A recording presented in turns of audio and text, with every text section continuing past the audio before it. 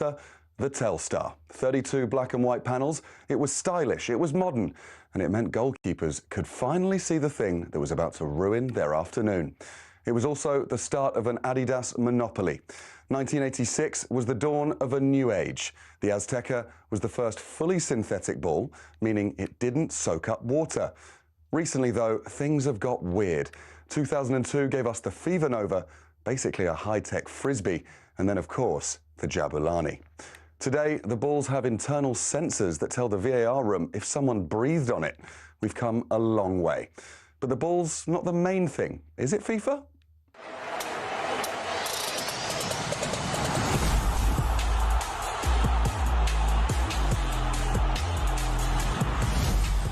It's just a ball.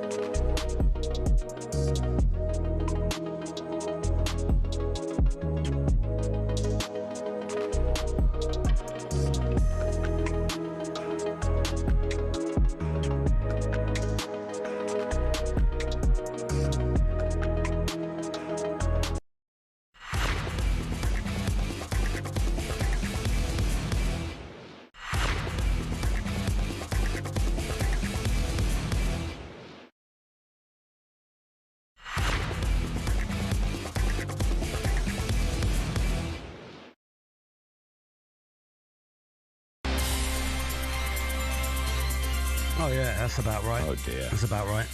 Oh, dear. Who chose this music? Thomas Tuchel in the last 20 minutes. Oh, dear. This is a problem, isn't it? I mean, I've got very little energy for the go-get-its as it is, Max. I understand Very little interest in telling people to go get it, but it is my job. I understand that. But what people don't realise is the real victims of England losing the semi-final is that this show goes from the absolute easiest show you'll ever do tapping to pushing cement uphill. That's what's happened here. Won't somebody think of us? Won't somebody think of the warm-up on talkSPORT? Because you give us this music, you lose the semi-final in an agonising, weirdly predictable manner, and then you expect us to do 3 hours of broadcasting. Two middle-aged men. You might not count yourself as middle-aged yet, Max. On the coal face. Is there a harder job in the world? Won't somebody think I don't of think there men's is. mental health? Exactly. Is there a harder job in the world? I don't think there is. I think this is the hardest. This is as hard as it gets. I don't. And yet we've got this music, whatever this music is. Let's just listen to it for 5 seconds. Okay. Let's hear it. Okay. Can't decide what it is. Is it soft rock? Is it? I don't think it's. Is it soft a house rock, beat? I don't. Whatever it is, it makes me want to bring on Dan Byrne, but not in the good way against Mexico, in the bad way. In the bad way. In the bad style. Can somebody? Okay. It's not even having the effect. I'm going to do it. We're going to do it. Yeah, come on. We're going to do the go-get-it. Focus. The world keeps spinning, everybody. It's all right. We've got to keep moving. We've been through this before. We know how to do it, everybody. Focus. You can still have a good time. I'll dance, but I'm not smiling. Who's going to be the third best? Yes, here we go.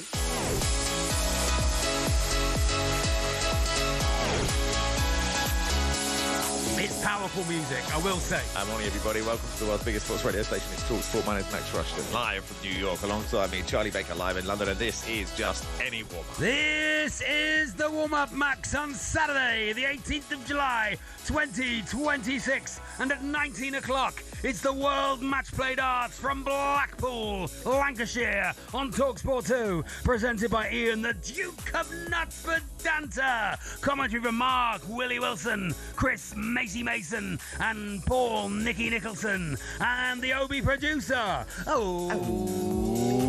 It's Matt Gobbins. He's a dustman, he wears a dustman's hat. He wears gold blimey trousers, and he lives in a council flat.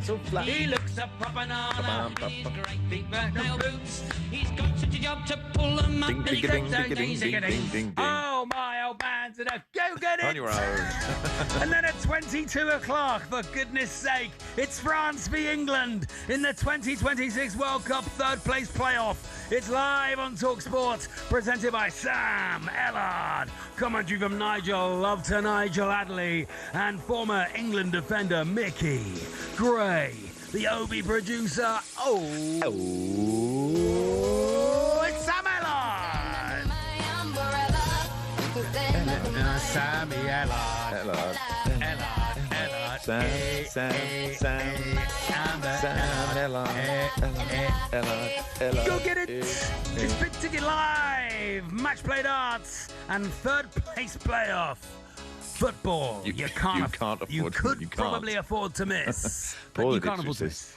You think your job is hard? Try being a listener. Now that is a good. We're all in this together. It's hard for you, and it's hard for us. Do you know what, Charlie? You said literally full-time whistle when you just turn the TV on and turn the TV off and have consumed nothing about the game. Nothing. I admire that. Even news reports. If I'm listening to radio stations, news and England off.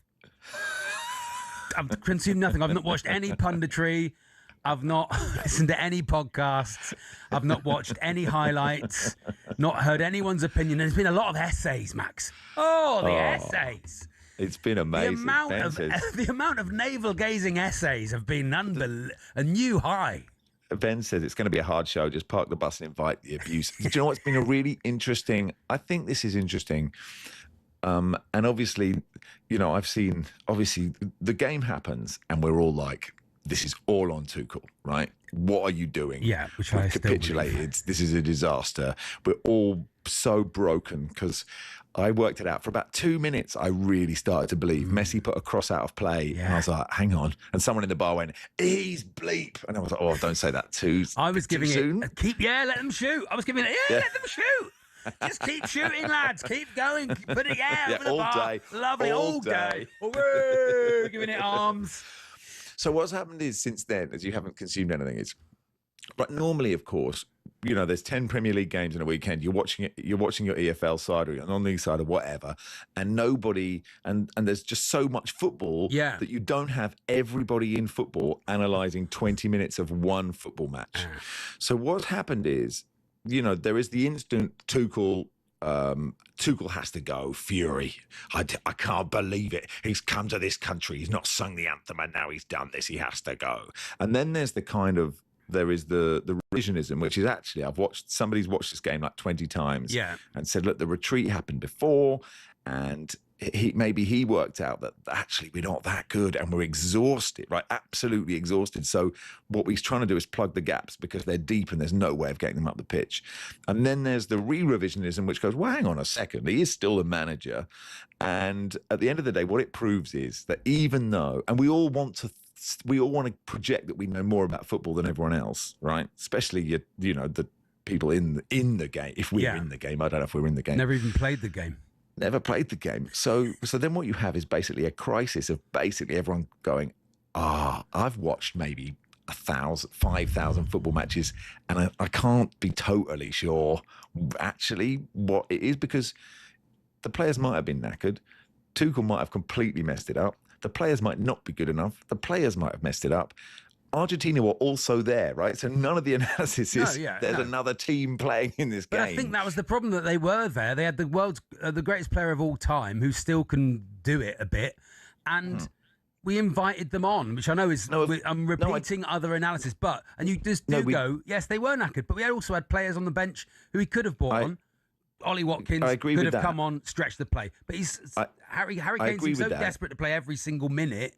Which I'm sure he wants to, but sometimes the point being, the point being is that there are problems. But like when we analyse football matches, if you're an England fan, it's so myopic, right? So you're not people only talk about Messi and not really talking about Gonzalez coming on or their subs were brilliant. Their subs were fantastic.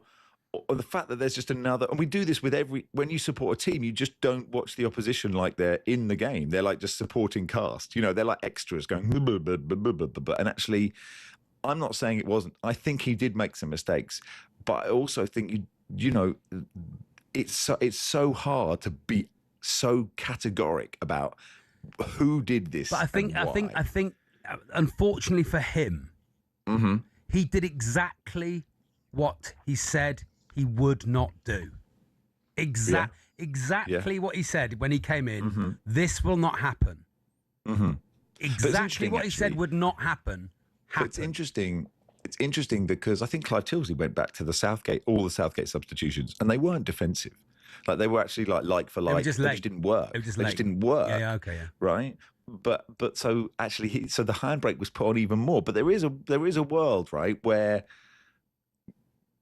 Enzo just shoots over the bar, right? And then it's like a masterclass. I mean, it clearly wasn't the right thing to do, but you just don't know if you bring on Rashford and Watkins, maybe it works. If you select Foden and Palmer and Wharton and you just have a midfield that can all keep the ball, maybe the whole thing is different, or maybe we lose to Norway. The thing is, we just don't. We don't know, but it just feels like it just felt so obvious, I think. Oh yeah. So I agree with you. Even people who have a passing interest in football could watch that and go, yeah, why has he done that? There seem to be a lot of exhausted players up the pitch that can't run.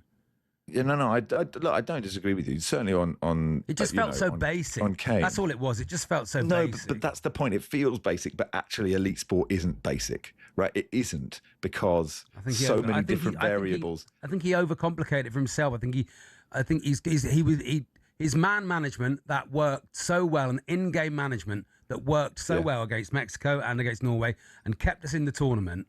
I think he overthought it in that game, and also maybe England are fourth best.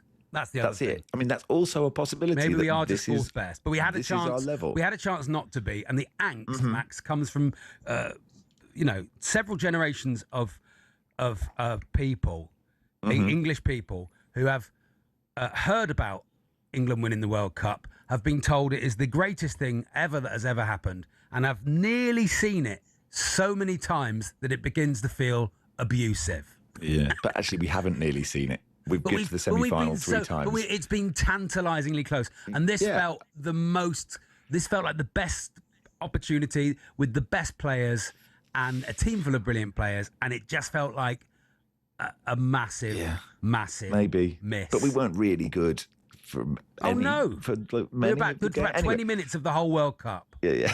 Anyway, George Ellick from the England pod will join us in just a second. And he has done this. He's watched it back. He is not just going to yell and shout. And we'll carry on this. Maybe this conversation is agony for you, but I just think it's quite an interesting time to just look at. As a West Brom fan, Max is the only one besides Stuart Pearce who has actually made sense regarding England. Okay. Yeah, thank you so much. Anyway, George will make sense.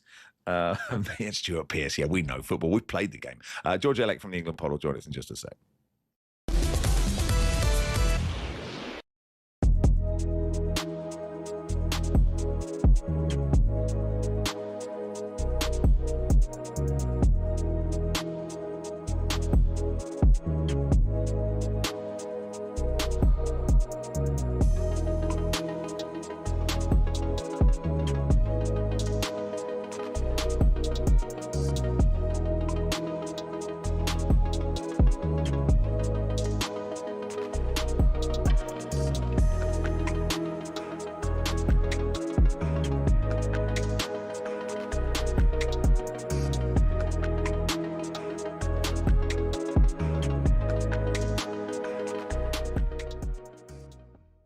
We've been talking all morning about Thomas Tuchel. We've been talking all week about him and the fact that he's questioned England's DNA, whatever that may be.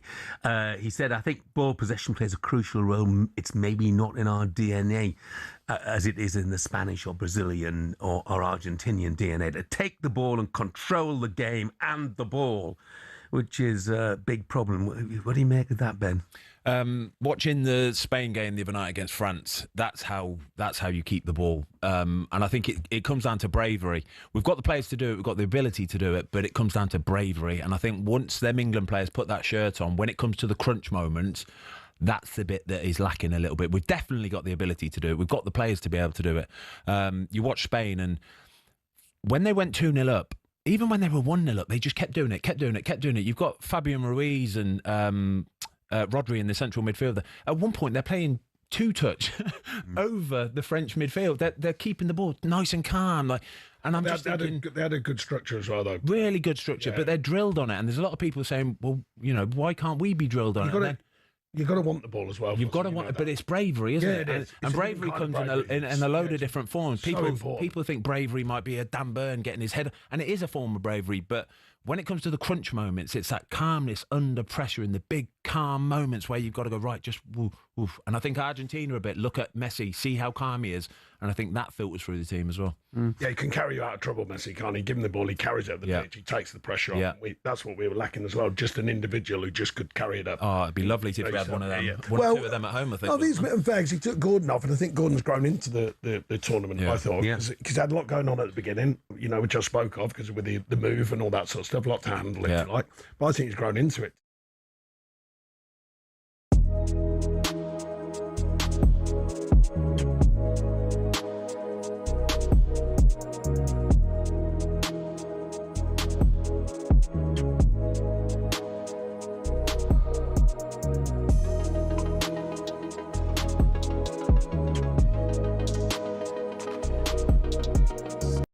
Hello, I'm Matt Forden from talkSPORT. This is How to Win the World Cup. This is the best squad I think England have ever had.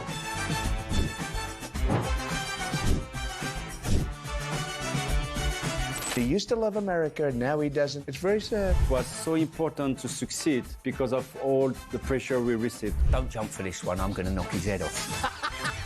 Warning, this podcast does not guarantee England will actually win anything.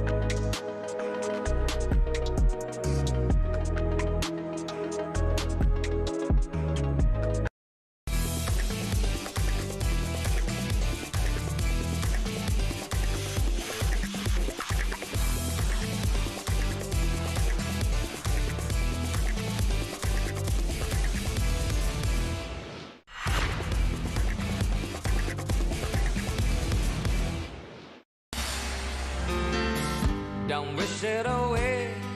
Don't look at it like it's forever. Beaten in a World Cup semi-final again. Between you and me, I could honestly say that things can only get better. Bounce back, like always, show a reaction, learn from it. Is what we have to do in the next month. He's proven to us that he's a fraud. He's proven to us that he's a failure, and I think it's a disgrace that he's still in a job now, to be told. He sat on a television and said the reasons why England were unsuccessful in the European Championships in terms of winning that European Championship because they didn't have an identity, they didn't have a rhythm, and they spent more time trying to stay in a game rather than winning it. What was that? Having been in the Premier League for so many years, I'm pretty sure, and in fact I know this, the Premier League got the highest possession stats across, certainly in Europe. So I don't agree with you can't, it's in our DNA because most of these players, as we know, well, virtually all of them, play in the Premier League. Wanted to see England win something, and I've seen them go close. For that changes in the way that England played, I blame him because he made the substitutions. But you have to give him time. Give him another tournament. I think saying it's cowardice, it's this, it's that, it's not for me. The language is too strong. And the long, interminable wait just goes on. I guess that's why they call it the blues. Not all opinions I would share. Anyway, let's before we bring in George Elek, let's hear what Thomas Tuchel said to Faye Carruthers last night. So there's no regrets after the semi-final. No, I don't regret it. It doesn't help if you regret anything. You take the decision in the moment. Anyway, like the focus on any structure is and in hindsight itself makes no sense. But the structure itself is just a structure. The important thing is that you put it to life and that you stay aggressive. You can defend crosses in a 4-4-2. We didn't. That's why I tried to help with a back five. Let's bring in George Elek from the England pod. Hey, George, how are you? Hey guys, I was over it until about having to listen to that audio montage, and now the pain is a back. lot, wasn't it? Felt a lot. Where it's been interesting, hasn't it, to see it's all on Tuchel straight after full time. I think I was probably that, and then seeing sort of lots of people. I mean, Andros Townsend did it. Some sort of tactics people, coaches who like break down every single second of it, saying actually no, it's all the players. And then coming sort of full circle, people saying, no, it can't be that. And maybe it's just a lot of different things, George. But I don't know where you sit currently. Maybe it's just we don't have a midfielder and we'll never have a midfielder who can keep the ball. What are your sort of current thoughts? Yeah, I think in a year's time or 2 years' time, once Elliot Anderson's played a couple of seasons for Man City, we'll see that we definitely do have a midfielder that can keep the ball and do have the kind of profile of player that people seem to think that we're lacking.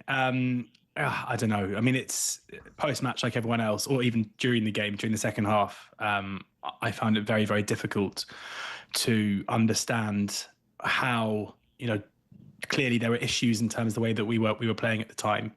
And the changes that we made, the substitutions that we made, seemed to facilitate us continuing to play that way rather than trying to find a remedy to it, even post-match.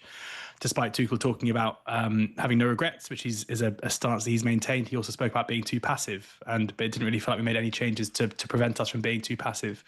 Tuchel's spoken about our performance as if it was like an inevitability rather than something that he could have prevented, and that for me is frustrating. But the crux of this, and I think what seems to be lacking in the wider conversation are two things. Firstly, it felt like we were completely unprepared for this situation, which seems crazy to me. Like how against an Argentina team who have had the most absurd run in this tournament, where they've been in this position before and found ways to score, how were we not better prepared to be ahead late in this game and have an understanding of what we were going to do to combat those threats? And then the wider context, where we as fans were led to believe, we were told that this managerial change was going to be the one that would prevent us from doing this. Gareth Southgate paid for his job by seemingly being too passive within games. Under Southgate, it was always the manner of the defeat, the performance themselves rather than the substitutions. If anything, Southgate made pretty attacking substitutions in those games where he was criticised for being too passive. And, having been told this and having been told by Tuchel himself that the reason why we were beaten in the Euros was because we were afraid to lose, despite being told in the Croatia game, in the first game of this World Cup, that we were going to lose our way. Suddenly, what we saw in that last half an hour was basically every England fan's worst nightmare, and then a real lack of accountability off the back of it, because even though Thomas Tuchel has said that he will take the blame, it feels like he's kind of taking the blame because he feels like someone has to take the blame rather than actually admitting any wrongdoing. Yeah, so we did lose our way, really. I mean, that's a categorically. I agree with everything you said, George. Yeah. So what do you think should? So what do we do now? What do we do? The trouble is, it takes to getting to that position in a tournament again to see if someone can back up their words with action. Yeah. So it takes. It's so hard to get to where we got to. Is the thing. We all know that. How good you have to be to get to the semi-final of a World Cup.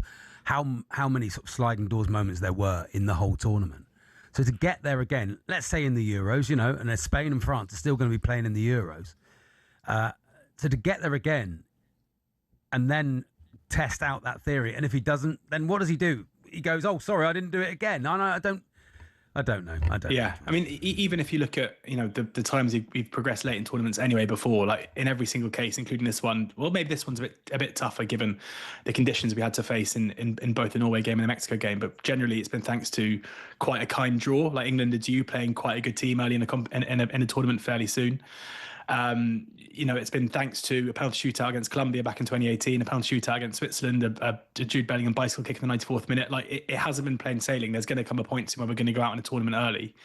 And the next tournament we've got is a home Euros. And, the fallout from this game, about 3 hours after the final whistle on Wednesday, it was quite clear that a lot of journalists have been briefed by the FA that the faith had been retained in Thomas Tuchel going forward. But since then, I'm sure they've probably been quite surprised about the backlash from fans and from the media too. There have been reports around players not being particularly happy with the way that we approached the game, or certainly the second half. There have been reports that Argentina and Scaloni, the Argentina manager, couldn't believe the way that we approached the game. So the fallout has been pretty brutal.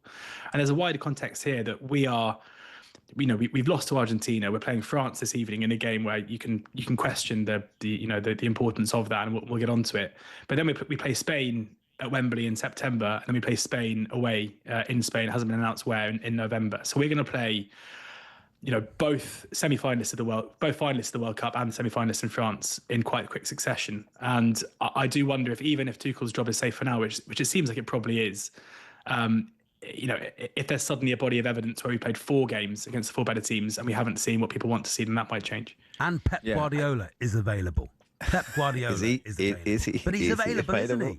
He's available. Well, reports in The Athletic in the last couple of days that he'd verbally agreed to take the job in 2024 before doing a U-turn with Manchester City. So there obviously is, if that is right, and there's no reason to think it isn't, there's obviously a fundamental desire from Guardiola to do it, or at least there has been in the past. So that's interesting, isn't it? And when Pep doesn't win a major tournament, then we can go, okay, we're never going to do it. It's fine. It's just us. But also the elephant in the room is that he is probably the elite manager whose decision making in big knockout games has been questioned the most of anybody. And Thomas Tuchel was the beneficiary of that as well in the Champions League. And there's also the other thing to mention too is, which doesn't seem to be spoken about very much. You look at the 2 finalists for this World Cup. You got De La Fuente, who was the Spain under-19s manager and won the Euros, was the Spain under-21s manager and won the Euros, and now he's a Spain manager with a very similar group of players. Or you've got Scaloni, who was assistant manager San Pauli, got the job, having never managed a club game, and in a kind of similar way to Southgate, kind of fell into it because of controversy elsewhere. Had 2 Copa Americas before his first major tournament, lost the first one, won the second one, so came into his first World Cup having had some major tournament experience. You look at all the managers that have failed at this World Cup, Carlo Ancelotti going out early with Brazil, Nagelsmann going out early with Germany, Tuchel now as well. Hansi Flick previously with Germany in other tournaments, Capello with England. There is a huge body of evidence to suggest that going out and spending loads of money, getting the best club manager in European football isn't a very good way to actually approach a major tournament. What you're better off doing is going with somebody who has a kind of an understanding of what international football is, what major tournaments are. And therefore, is it a huge surprise that Tuchel comes into his first ever major tournament and makes a mistake and probably will learn quite a lot off the back of it, because there isn't really any line to draw between being a great club tactician and being a World Cup winning manager. George, stay where you are. It's Max Ross and Charlie Baker on the warm-up. George Ellick from the brilliant England pod is with us, and we'll do some more of this in just a second.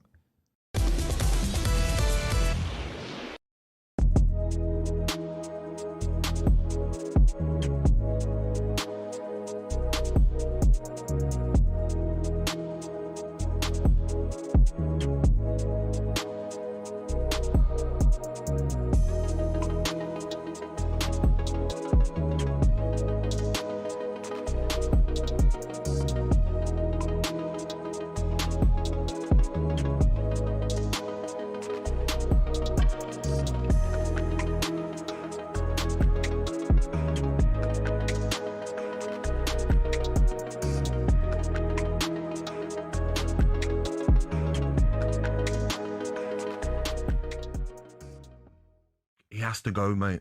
I'm sorry, Jeff. Like, when we are paying £8 million for a foreign coach to come in and win us our first trophy since 1966, and that's what he does in a semi-final for an Argentinian side that were there for the taking, and to do what he did 10 times worse than anything Southgate's ever done negatively, I'm sorry, he has to go, mate. Simple as that. The FA have to make a decision, and I just didn't like his interview, the arrogance of his interview. No regrets. Yes, you have got regrets, mate.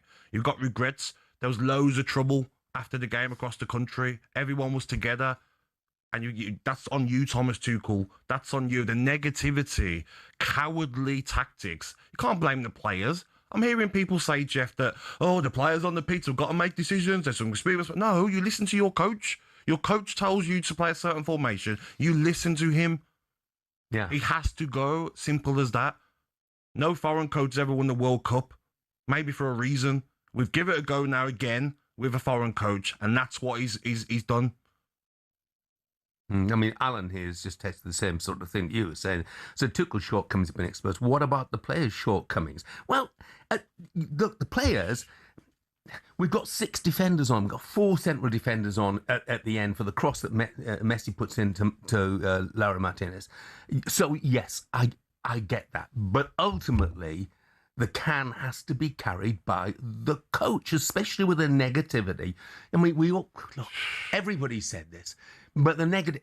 Anthony Gordon is flying. We scored a brilliant goal. Brilliant goal. You'll have loved, the fact that Kane... Declan Rice, who's soon to come off as well. Morgan Rogers. And a lovely finish to Anthony Gordon. And Gordon's feeling 10 feet tall, so what do?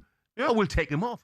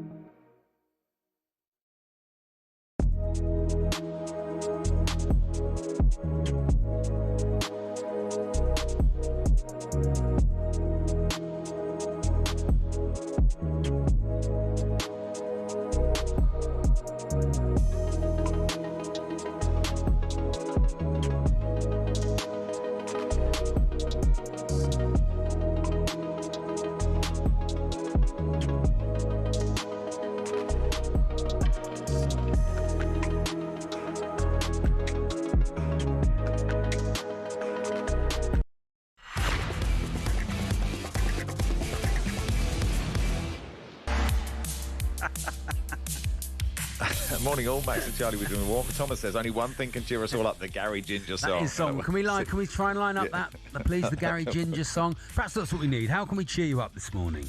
Hi, Max and Charlie. Your guest George has just spoken the most amount of sense about this England He's farce. very good, isn't he? That's JMO. And this text says, is George available for any kind of trauma therapy? I feel his gentle, reassuring voice could get me through any kind of challenge life throws at me. George Ellick with us from the England pod. Not all praise you've got, George, but they're very long messages, the angry ones, so I can't be bothered to read them. Yeah, leave those out. It's fine. Yeah. Is there a world...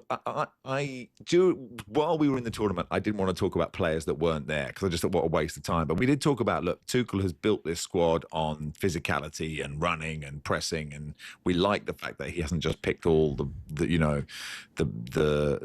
just all the 10s because you can't do that. But is there a world where you go, well, hang on, some of the debrief has been that we need to keep the ball. So is there a world where you do have you have Wharton and Palmer and Foden, perhaps not all playing at the same time? I don't know. You push Bellingham up into a false nine. You change, like you go, this didn't work. Why don't we try the keeping the ball method? Or is that a mad idea? Well, I'd say it's quite frustrating to hear Tuchel talk about our lack of kind of.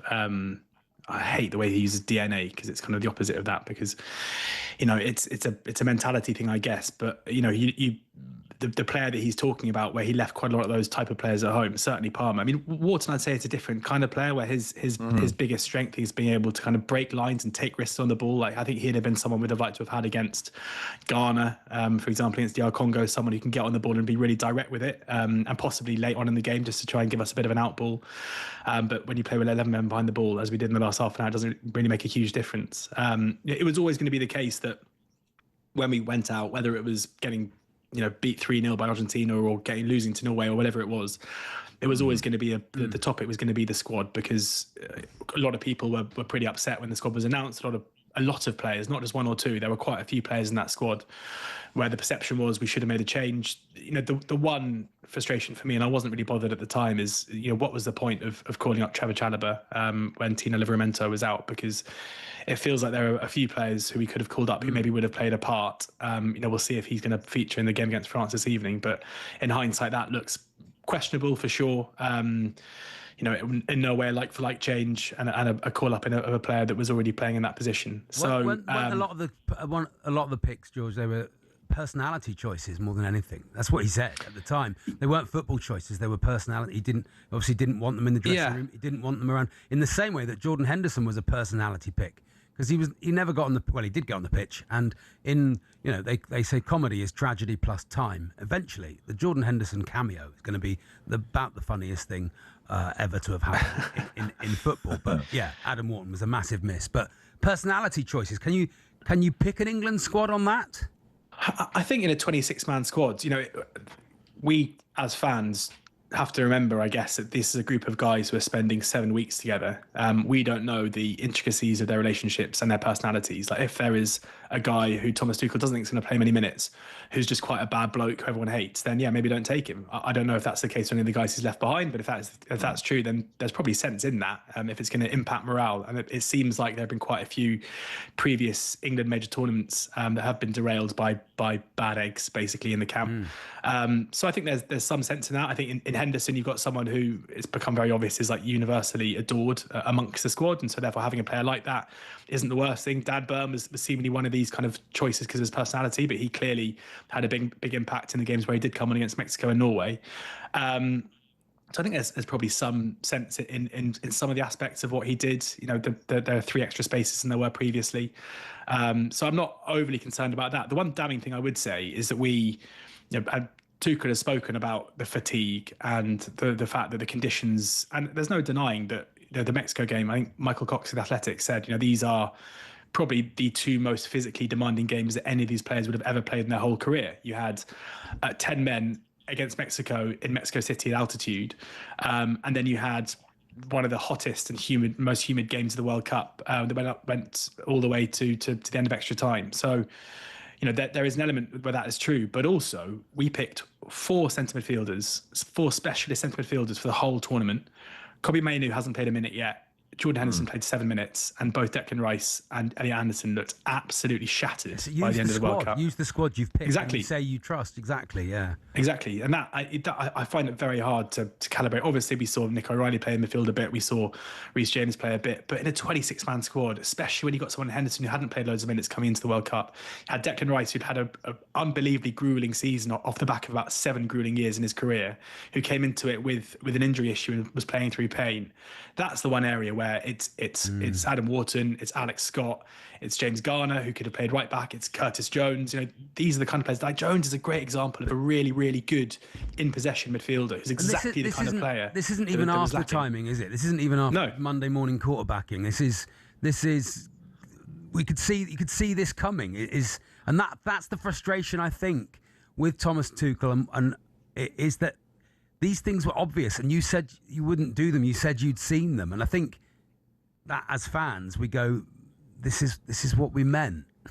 Yeah, and if Henderson had come on for the last 20 minutes of games to shore us up, and if Maynard had played significant minutes, giving Anderson and Rice a rest, then it would be harder to make the criticism. But like sitting here now and looking at the workload of our two starting central midfielders, and obviously, Henderson sustained his broken arm for the last 2 games, but he wasn't really featuring before that, so that's not really a reason or an excuse for this. It is, as a fan, very hard to take that these guys of this specific skill set that we're now told that we lack, we're sitting at home and watching on TV. Let's draw some positives if we can, and we'll do that with Duracell's Extra Mile. Yes. We're going to pick players who we think win the Extra Mile. Duracell's Extra Mile on talkSPORT. Different, better, unstoppable. So, George, I mean, it was... OK, we're still in agony mode, but there was Dan Burns' header that crossed the halfway line. 2 of them. There was the Jed Spence tackle. There was Bellingham. What would... if you were to pick out... your favourite. Well, I'd say Anthony Gordon. Anthony Gordon was having an amazing match, scored a goal, was playing an absolutely brilliant game, and then he got taken off. And he looked the only player who's running at Charlie, this is a positive. Charlie, this is a positive section. I'm being positive. I'm saying Anthony Gordon went the extra mile. He was a game-changing performance, and then was no longer allowed to play. I think if you look at Gordon's World Cup from the moment he came on against DR Congo when England were 1-0 down to the moment he scores the goal to put England 1-0 up in the semi-final against Argentina, it is absolutely unbelievable because he comes on, gets the 2 assists. He then plays, for a winger, this is ridiculous, he plays 90 minutes at the Azteca, and he has a huge impact in that game as well, winning the penalty to put us 3-1 up. He then plays a significant part in the Norway game too, and then scores the goal in the Argentina semi-final. So yeah, I would agree. I mean, again, not to spin it into a negative, but I can't believe that Marcus Rashford basically played 2 minutes in our last 3 games. But I would agree that Gordon, for the shift that he put in physically, and the actual output that he produced in terms of setting up goals and scoring that important goal in the semi-final, I think he'd be a deserving winner of this. Right, and Spence, Spence, did he not make 2 Argentinians in the first 5 minutes? That should have been the end of the game. That should be it. We've won. Yeah, and it's such a shame that the winning goal from Argentina comes from Spence tackling Messi. And I was watching it again this morning, and it's annoying because it seems like his foot kind of gets caught in the turf and it injures him for a second, which means he can't close Messi down. If it got a little bit more on it, it would have gone out for a throw-in, and who knows what would have happened. I think what would have happened is we would have lost because we were on the ropes. But Spence definitely came away from that Argentina game with a lot of credit. I do a podcast with Graham Lasso, and he said that he thinks Messi saw... The brilliance of Messi is he thinks he saw Jed Spence get injured in that moment and attacked that other wing of his and went for it, and that was what he did. Messi did that on purpose. So yeah, he's good. He's good, Messi. I mean, you could give him as a positive. He's a positive. He's a positive. I look forward to seeing him in 4 years' time. George, thanks for your time, pal. Good stuff. Thank you. Cheers. Great. Speak soon. George Thank Ellick you. there. It is really good, the England pod as well. Sort of quite not too panicky approach to all of this. What Tim Vine sent in a text. Tim Vine sent in a lovely text message this morning. Yeah, he's obviously a big friend of the show. What mistake did you make that you don't regret, on the back of Thomas Tuchel? And he kicks us off with, I once left the sprinkler on all night. Okay. Left the sprinkler on all night. Okay, that's a good text. What mistake did you make that you don't regret? 8:10:89. It is Max Josh and Charlie Baker here on the warm-up. That was Duracell's Extra Mile. Duracell's Extra Mile on talkSPORT. Different, better, unstoppable.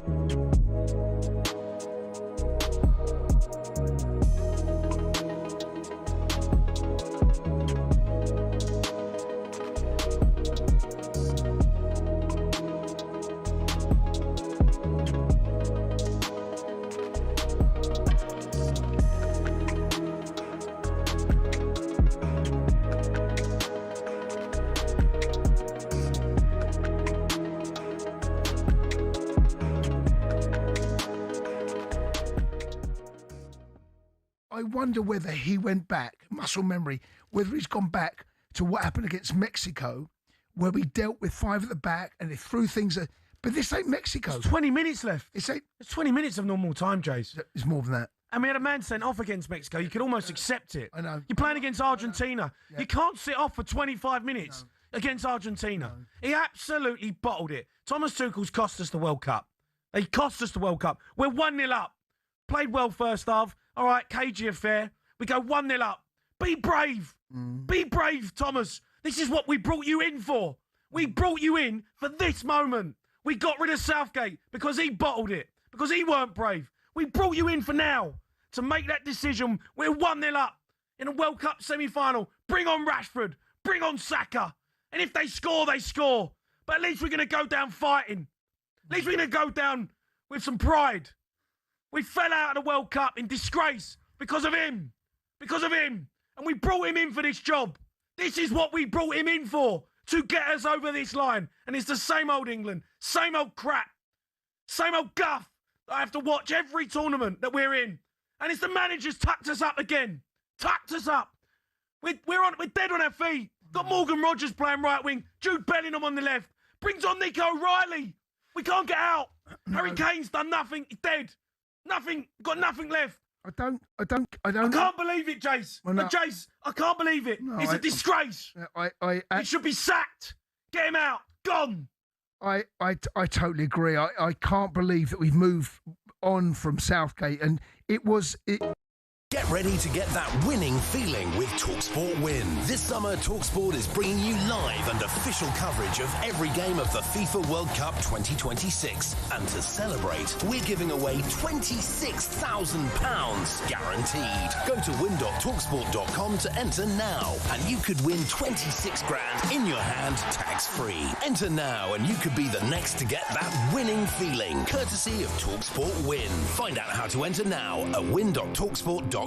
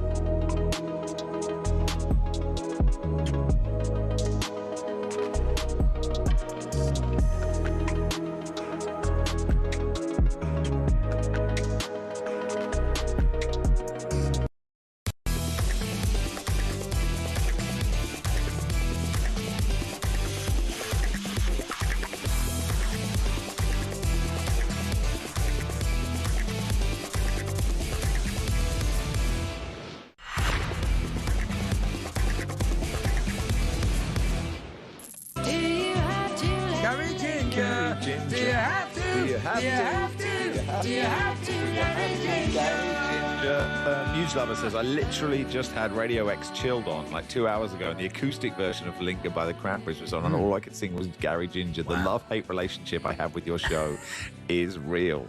Good news. The two shows are linked as well, and who knows how, Max? We will never say how those two shows are linked. Move on. I don't know.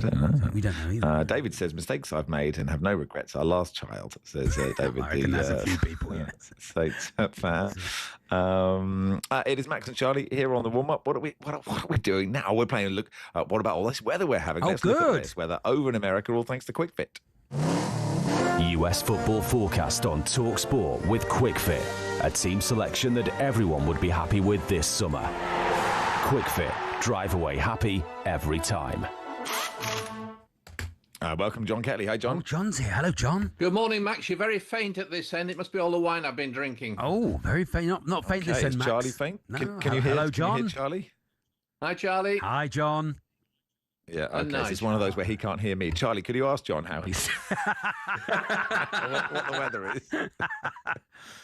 And we're talking to Nigel. Oh, there's Nigel. Love to Nigel. Hello, Nigel. Morning, guys. How are we doing? Nigel, bringing in players' music. Come on, let's get this all going. I thought I was going to be the conduit once again. We all know how this show works. Get Nigel's music on. Get the Nigel. Come on over. Everyone's too depressed. Okay, let's start then.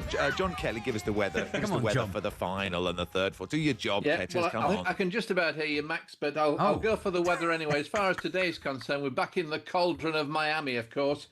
And I think they're missing the worst of the stormy weather at the moment. It's been really heavy rain just to the west and north over Orlando, Tallahassee and Tampa.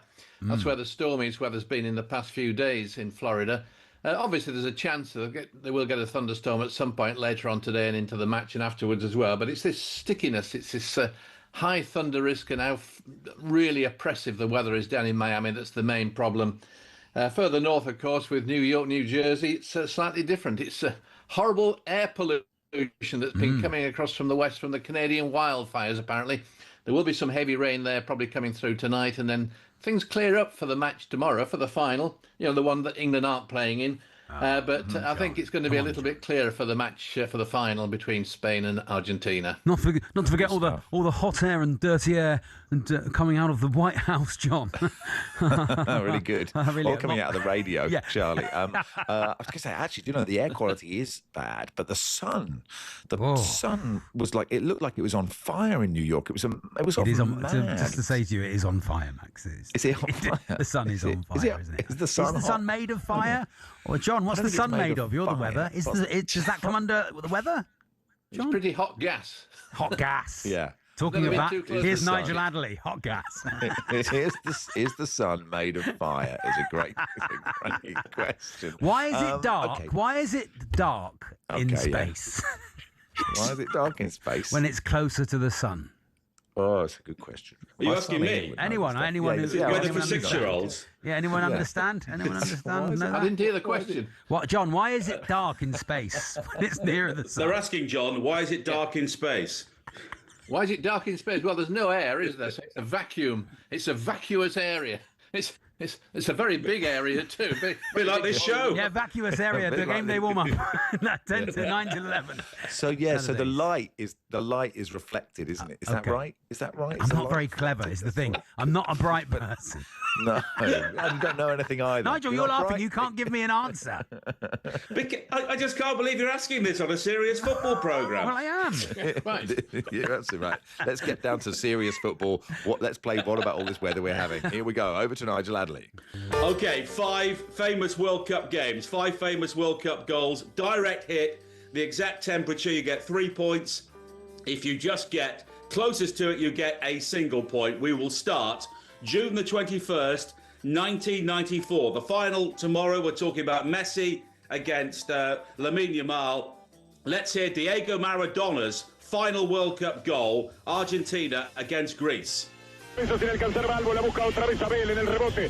Balbo tocándola para Redondo, Redondo para Maradona, Maradona para Redondo, Redondo para Cani, Cani para Redondo, Redondo para Maradona, Maradona en la media luna, tiró, gol! Brilliant. Listen to brilliant. that. That's brilliant. Listen to that. It's very like that down in Newton Abbot Cattle Market on a Wednesday.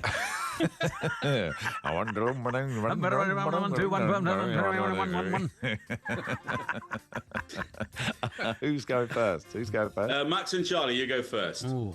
So what game was it? Where was it? Argentina, Greece. It was Argentina, Greece. In where? In Boston in June 1994. Humid, Max. Humid. Oh, it's going to be hot. It's going to be Late hot. 20s. 29?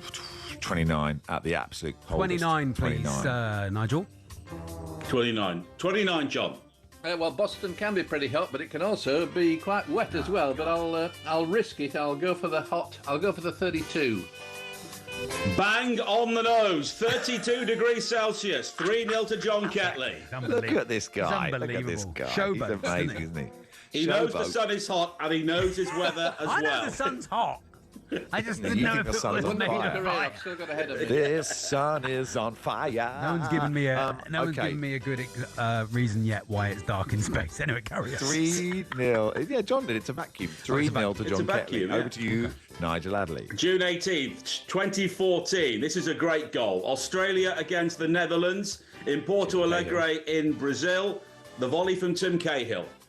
Terrific technique to finish, but at the other end, Australia have equalised with an even more spectacular goal. Almost straight from the restart. It's Tim Cahill who's done it again. And believe me, this goal will take some beating in this tournament. That felt like after. That felt like he was watching highlights, commentating on them. Yeah, maybe you're right. Maybe it's like sometimes I think on the FIFA website, Jim Proudfoot's doing commentary of the 1970 World Cup. You're like, come on, give it a rest, Jim. Jim won £1,350 from Torquay United's club lottery this week.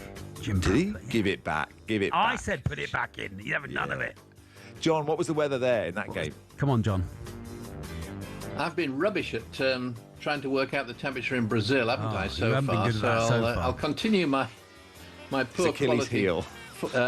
accuracy of what it Fortaleza was in like. I'll 2014. stay with 22 degrees.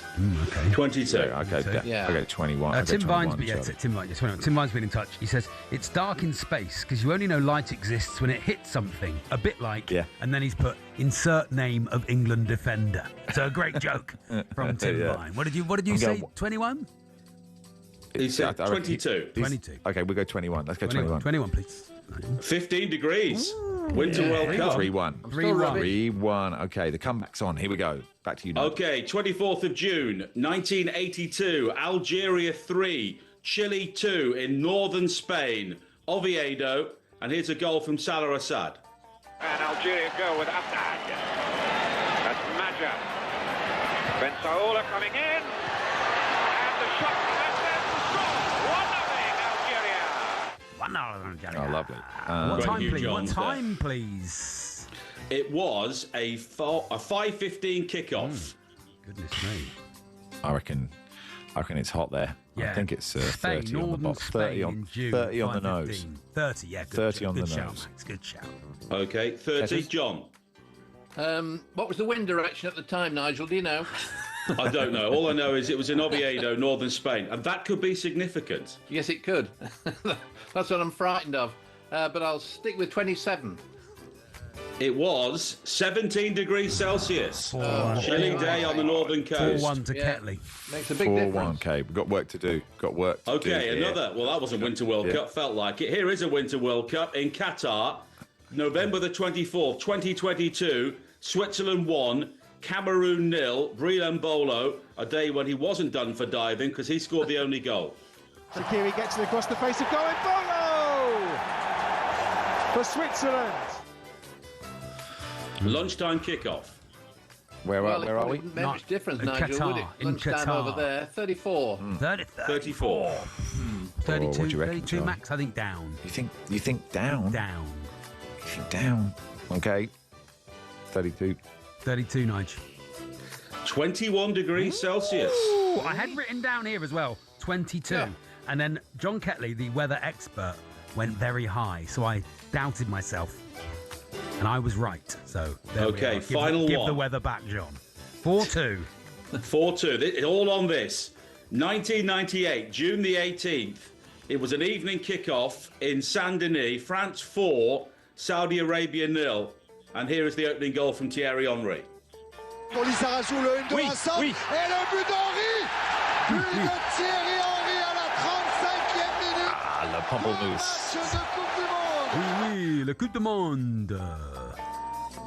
Who is it? Dans la I think it's bibliothèque. Ketty. But what was Oh, the it's temperature? Ouais, les gars, s'il vous plaît. What time was kickoff? When was kickoff? It was a 9 o'clock kickoff. Un jambon 9 p.m. sandwich. 9 p.m. in June. I'm going to go, I reckon 21, Charlie. I'm 22. thinking about a June evening in Saint-Denis. Imagine that, beautiful, Max. Sitting out. You've got a little beer on Du the bon, side du there. vin, du pain, du bon sang. Yeah. You've obviously never been there. We've just been jejuing le baby-foot et le tennis de table. The news is we're a bit late. Sure, for the we're news, late for the but news. we can 20, keep what do doing you this. say, Max? 22. 22. 22. 22. Is that your final answer? That's it, sorry. Yeah. John.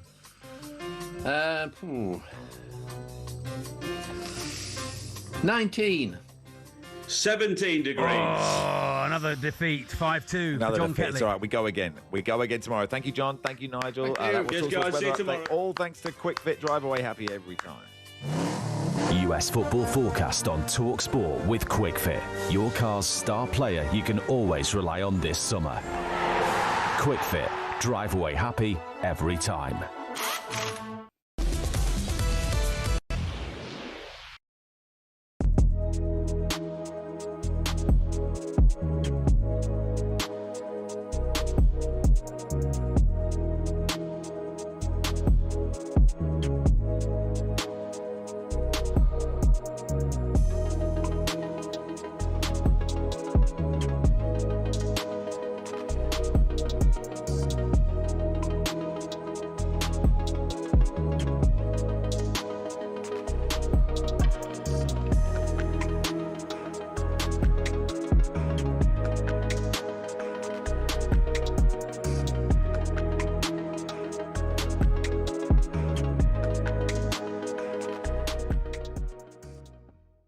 we get the inevitable fallout after a World Cup, and there are reports that one or two of the England players were very surprised that we went ultra defensive in that closing stage of the game. And we were saying earlier on to Stan Collymore that there's a lot of making up to be done by Thomas Tuchel. A lot of people now would have lost trust and belief maybe in his methods, and that would include fans, it would include media, and he's going to have a very prickly time with the media, I guess, over the next 2 years, and maybe some of the players as well, Adrian. Yeah, I would agree with that. I think he's it's a big moment in his England career. Everything had been okay and judgment had been on hold, but judgment was always going to come with what happened at this World Cup, because he was brought in to win the World Cup. And there's no shame in losing to the reigning champions, Argentina, who've still got a player like Messi, who is the best we'll ever see in our lifetime. But it's the manner in which you lose that game, and that manner was not acceptable. Since then, he's come out and basically said, oh, it's the play. You could probably draw a photo of the modern FIFA World Cup trophy with your eyes closed. But what about the original Jules Rimet trophy? And why was it changed in the first place? And is the trophy that gets lifted by the winning team after the World Cup final the original or the replica? The World Cup trophy hasn't always looked like this. It actually used to resemble this. Originally called Victory or Coupe du Monde, it was designed by French sculptor Abel Lafleur and debuted at the first ever World Cup in 1930. It depicted the Greek goddess of victory, Nike, holding an octagonal cup made of gold-plated sterling silver. It had a lapis lazuli base, which is that deep blue gemstone at the bottom. Renamed in 1946 to honour the FIFA president who launched the World Cup, it became then the Jules Rimet Trophy. It went on several adventures during its life, hidden in a shoebox during the Second World War to prevent theft from the Nazis, to famously being stolen in 1966 in England, only to be found by Pickles the dog. Brazil won the right to keep the Jules Rimet Trophy permanently in 1970 after winning it 3 times. There'd be more drama, though, with the trophy again stolen in 1983 in Rio de Janeiro. It's believed to have been melted down. So back to 1970 and the creation of the current and iconic 18-carat gold trophy. Standing at 36.8 centimetres tall with a base made up of 2 layers of green malachite, it's been the World Cup as we know it since the 1974 tournament. But is that the trophy that the winners get to keep? The answer is no. The original gold trophy remains with FIFA and is only displayed at special events. World Cup winners have to settle for a bronze gold-plated replica. The base of the current original has enough space to engrave the names of the winners up to and including the 2038 World Cup. So could we therefore be in for a new trophy in the coming years?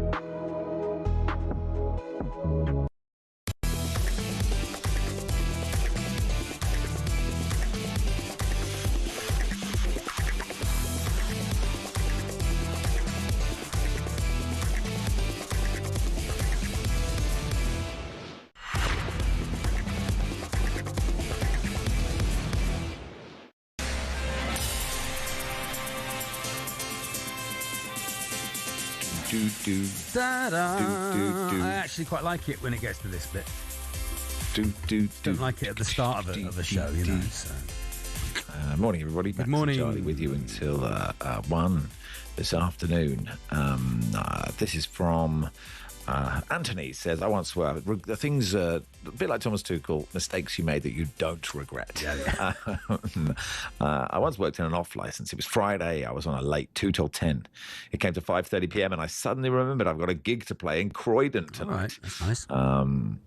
Within 20 minutes, I'd called the boss. I gave my excuses and I left work, leaving my fellow assistant on their own to crack on with duties. Needless to say, the following Monday, I received a phone call advising me I won't be required to come in the never again sort of way. No regrets. No regrets. Je ne regrette. There's always another job. You can get another job.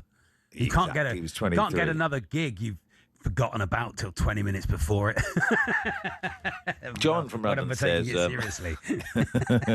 That's what Charlie's saying. The official advice from talkSPORT is just leave work now and do what you want to do. Live your life. Have a go. John says, got to go get it.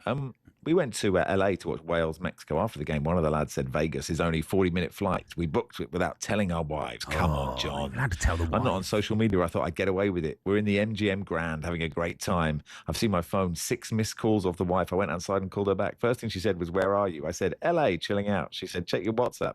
There's a photo of me on the slots that my mate put on Facebook. She was fuming, didn't speak to me for 2 weeks. We're still together. I messed up, but I had a great time. Yeah. So I'm not sorry. I think if you'd have told her, she'd have gone, okay, that's fine, because you're married and you're like a partnership. It's not one.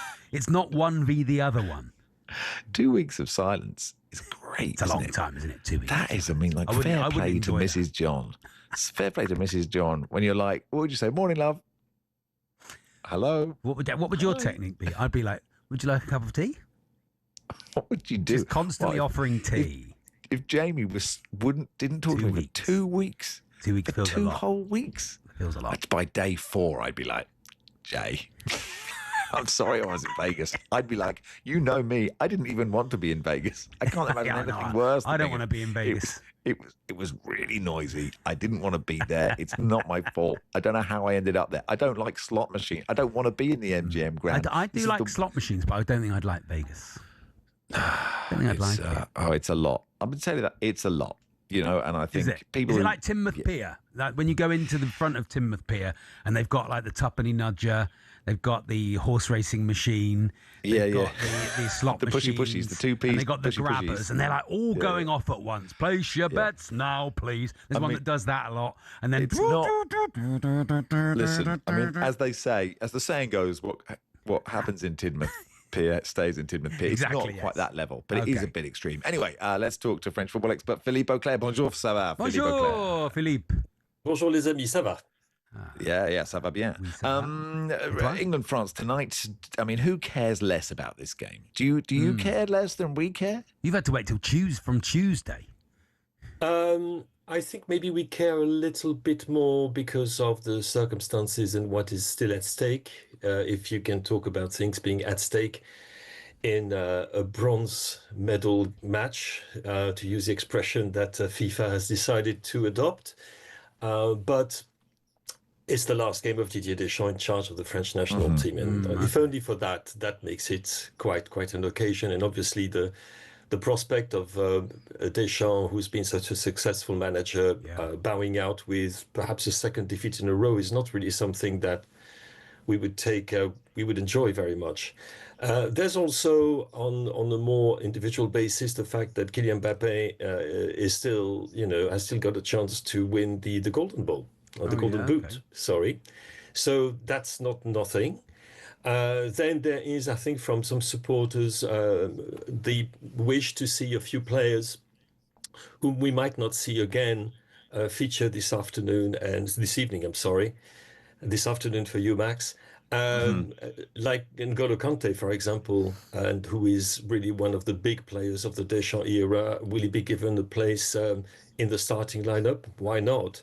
And also, perhaps more importantly, in general, for the legacy, so to speak, of this World Cup for the French national team after the disillusionment and disappointment of going out to Spain, is to finish the tournament on a high and to remind ourselves that up until that game, which was a bit of a disaster, if we're honest, France had really lighted up this World Cup, had surprised people by the way they played, by the fluency of their play, by the imagination, the risk-taking, with some astonishing performances by Michael Olise. Let's not forget that. And some great, as well, turns that, Dembele, despite not being great, but scoring his hat trick. And plenty of other things which, in other circumstances, would make it a World Cup to remember if it hadn't been for what happened against Spain. But there you go. So I think, yes, putting all this together, I guess France is not approaching this game in quite the same frame of mind as England does. Is on Parlez le Sport in France, has there been complete outrage at the way France went out in the semi-final, or is it different because you've had success, unlike us? You have won it. I think there hasn't been quite the level of venom and vitriol that I've seen in some corners in England.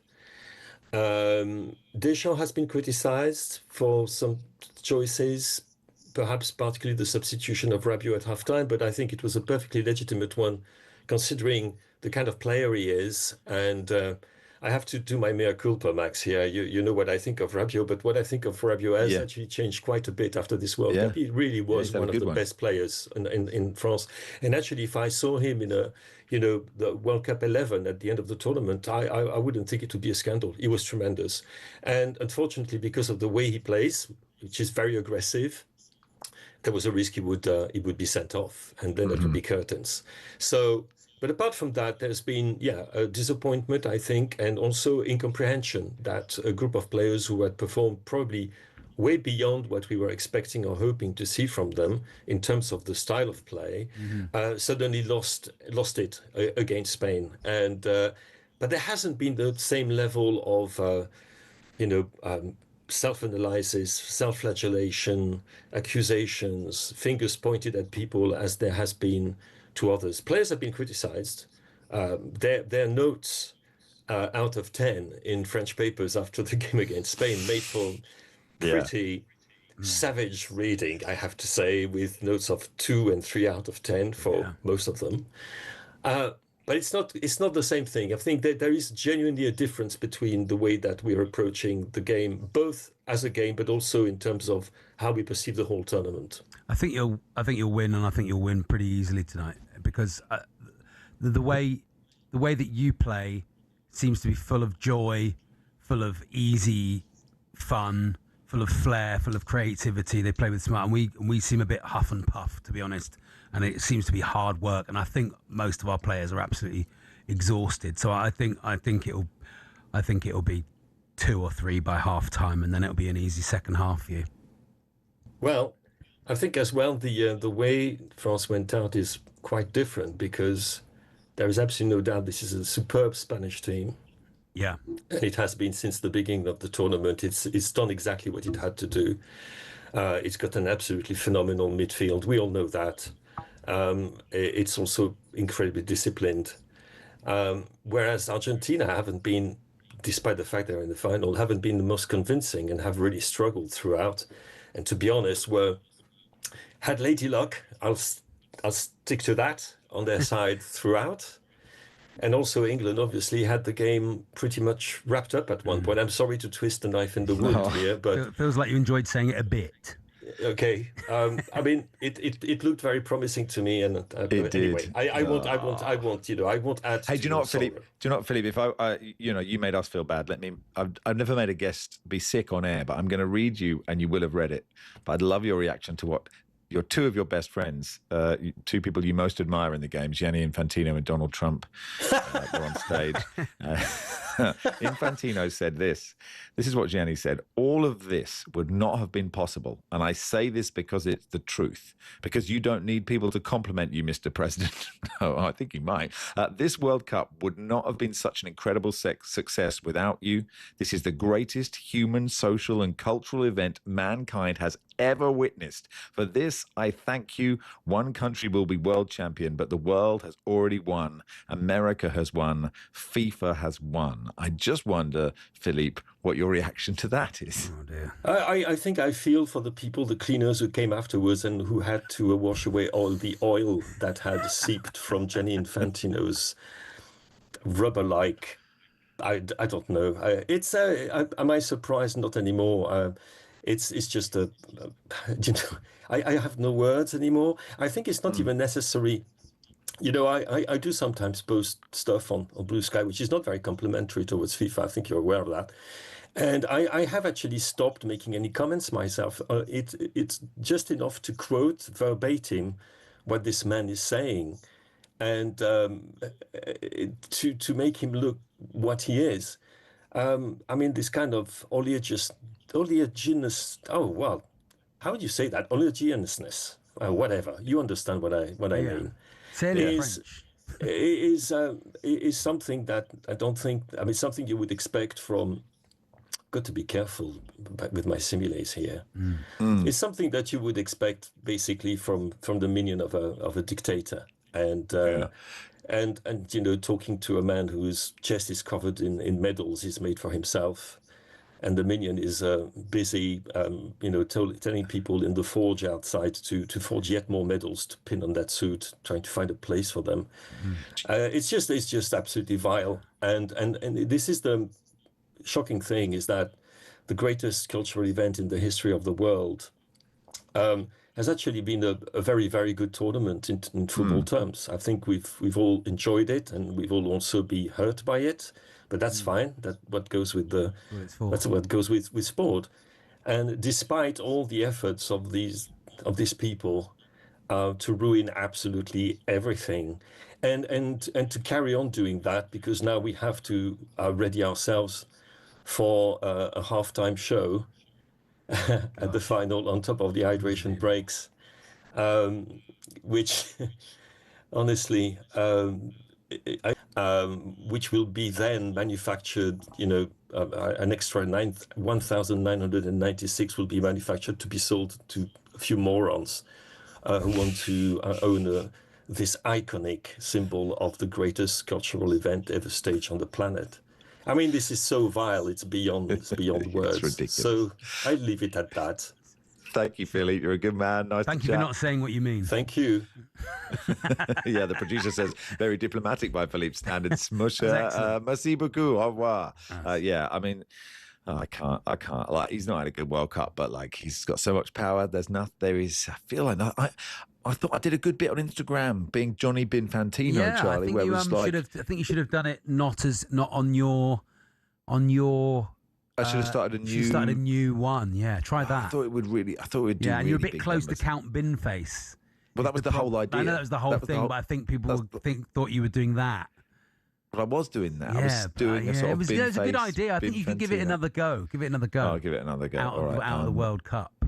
Yeah, What it's bin Max was and it? Charlie. Did you buy a fresh bin for it, or No, just a bin in the hotel. Wow, Just put the bin bin. from this hotel room. Yeah, you've got to like method Commit. acting. I'm like Daniel Day-Lewis. Commit. Yeah, you commit to the bit. I put a bin on my head. Sure. Max and Charlie here till 1. Dan Bardell will join us in just a second. We'll do some transfer stuff.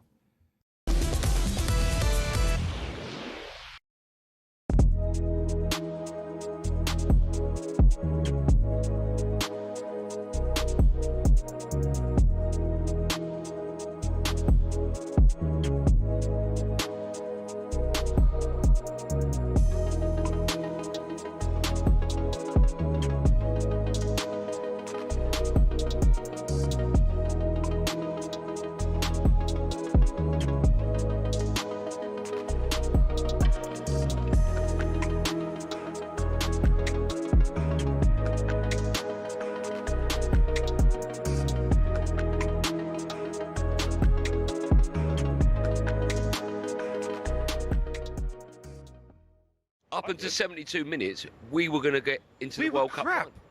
Oh, we weren't crap. The goal, right? the goal we was weren't a wonderful ball from Morgan Rogers. Yeah. But I'm asking you to put your playing hat on now. Yeah. You're Argentina. Is that a good goal, or has they switched up at the back post? That's a bad goal. You switched off. The right back, or was it the right back? Doesn't it doesn't even react. Why does that need to criticise a bad goal for England? It was a great goal. We went 1-0 up. It's a great cross. It was a great cross. Why can't you argue that Gordon lost his man to score the goal? Because the geezer doesn't even see him. Well, it doesn't go there like. must be a reason for that. He doesn't run and go boom boom. He just runs and the guy's like, oh my man. Sure, you can't criticise a goal that we. I'm not criticising it. I'm saying we didn't play well, We had 5 shots in the whole game. Yeah. They had 5 on target. Remember, they don't call the 2 that hit the post on target. Yeah, but so they had the same amount of shots. But man for man, they're better than us. But no, they're not. Well, they are. No, they're not. Not man for man, they're not. Man for man, they're better than us. Well, last night they were. Yeah, but still, I think maybe you maybe at a stretch, maybe 3 of their players maybe gets into the England. Exactly. And they're not man for man better than us. What they can do better, and well, this is why I thought Messi's greatness yesterday really showed. Yeah. Because you know when they were 1-0 down, there was 40 minutes left, he went, give me the ball. He lost it a few times, give it me again. He hit crosses over, give it me again. Don't worry, just keep giving it me because I know I'm going to do it. Everyone in their team went, there's 2 lines. You can either be, I'm going to be the person who doesn't make a mistake, I'm going to be the person who wins the game. Everyone in their team and their bench went, we're going to win the game, I'm going to be the man. Yeah. Our team went, don't be the one to make the mistake. Oh. And we played with fear. Now, that doesn't always come from the manager, that comes from the players within. One person I do want to give a shout, because I've been very harsh on him with this whole thing. Jed Spence was top draw. Yeah, he was. Was top draw. So I give credit where it's due. But we've got top players, apparently. Where were they?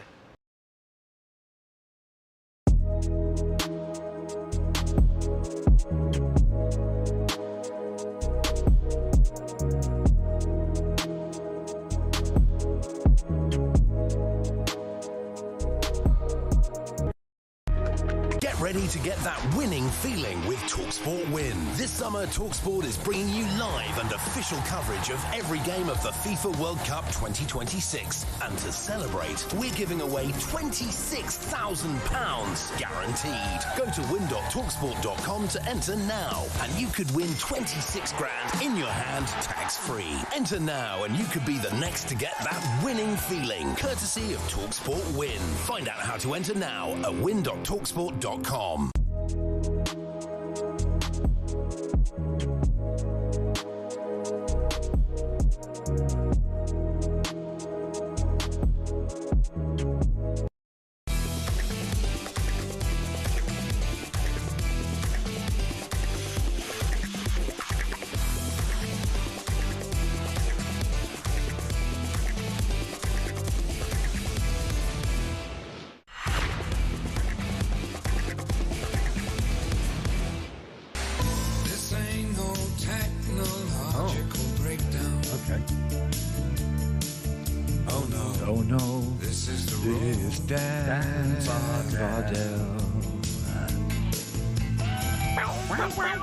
Dan Bardell, is it? Dan laughed at me last week for saying, can Morgan Rogers play on the right? Laughed at me. Oh, really? Live on air. A bit angry. Live on air. Start and like then, this. Hey, at least welcome him to the show, World Cup Charlie. semi-final, Morgan Rogers was playing on the right and was probably our best player. Yeah, and we're one of them. Now we're in the final. So it's and now great. we're in the final. We'll probably win it. Hey, Dan, how are you? I don't remember laughing. I think I said it's not his best position. I don't remember any laughter, Charlie. You went, what an idiot. It's like that. I'm not sure I did that. Vibe. Do you know I'm capable of that, Charlie? I don't think so. I've just been doom scrolling and watching, just before Argentina's second goal, Messi sort of treading on Jed Spence's foot. Lovely, yeah. Jed, just go down, Jed, I mean, VAR could have picked it up against Egypt. It perhaps wouldn't have done. But, there we are. Anyway, you're not here to do that, Dan. We're here to forget about the World Cup and think about all the transfers, what have happened. Now, I haven't paid any attention. And then people say Luca Dean plays for PSG or something. What? When did this happen? So what's happened? Tell me everything that's happened, please. Kicking Lamar in the leg. Is that right?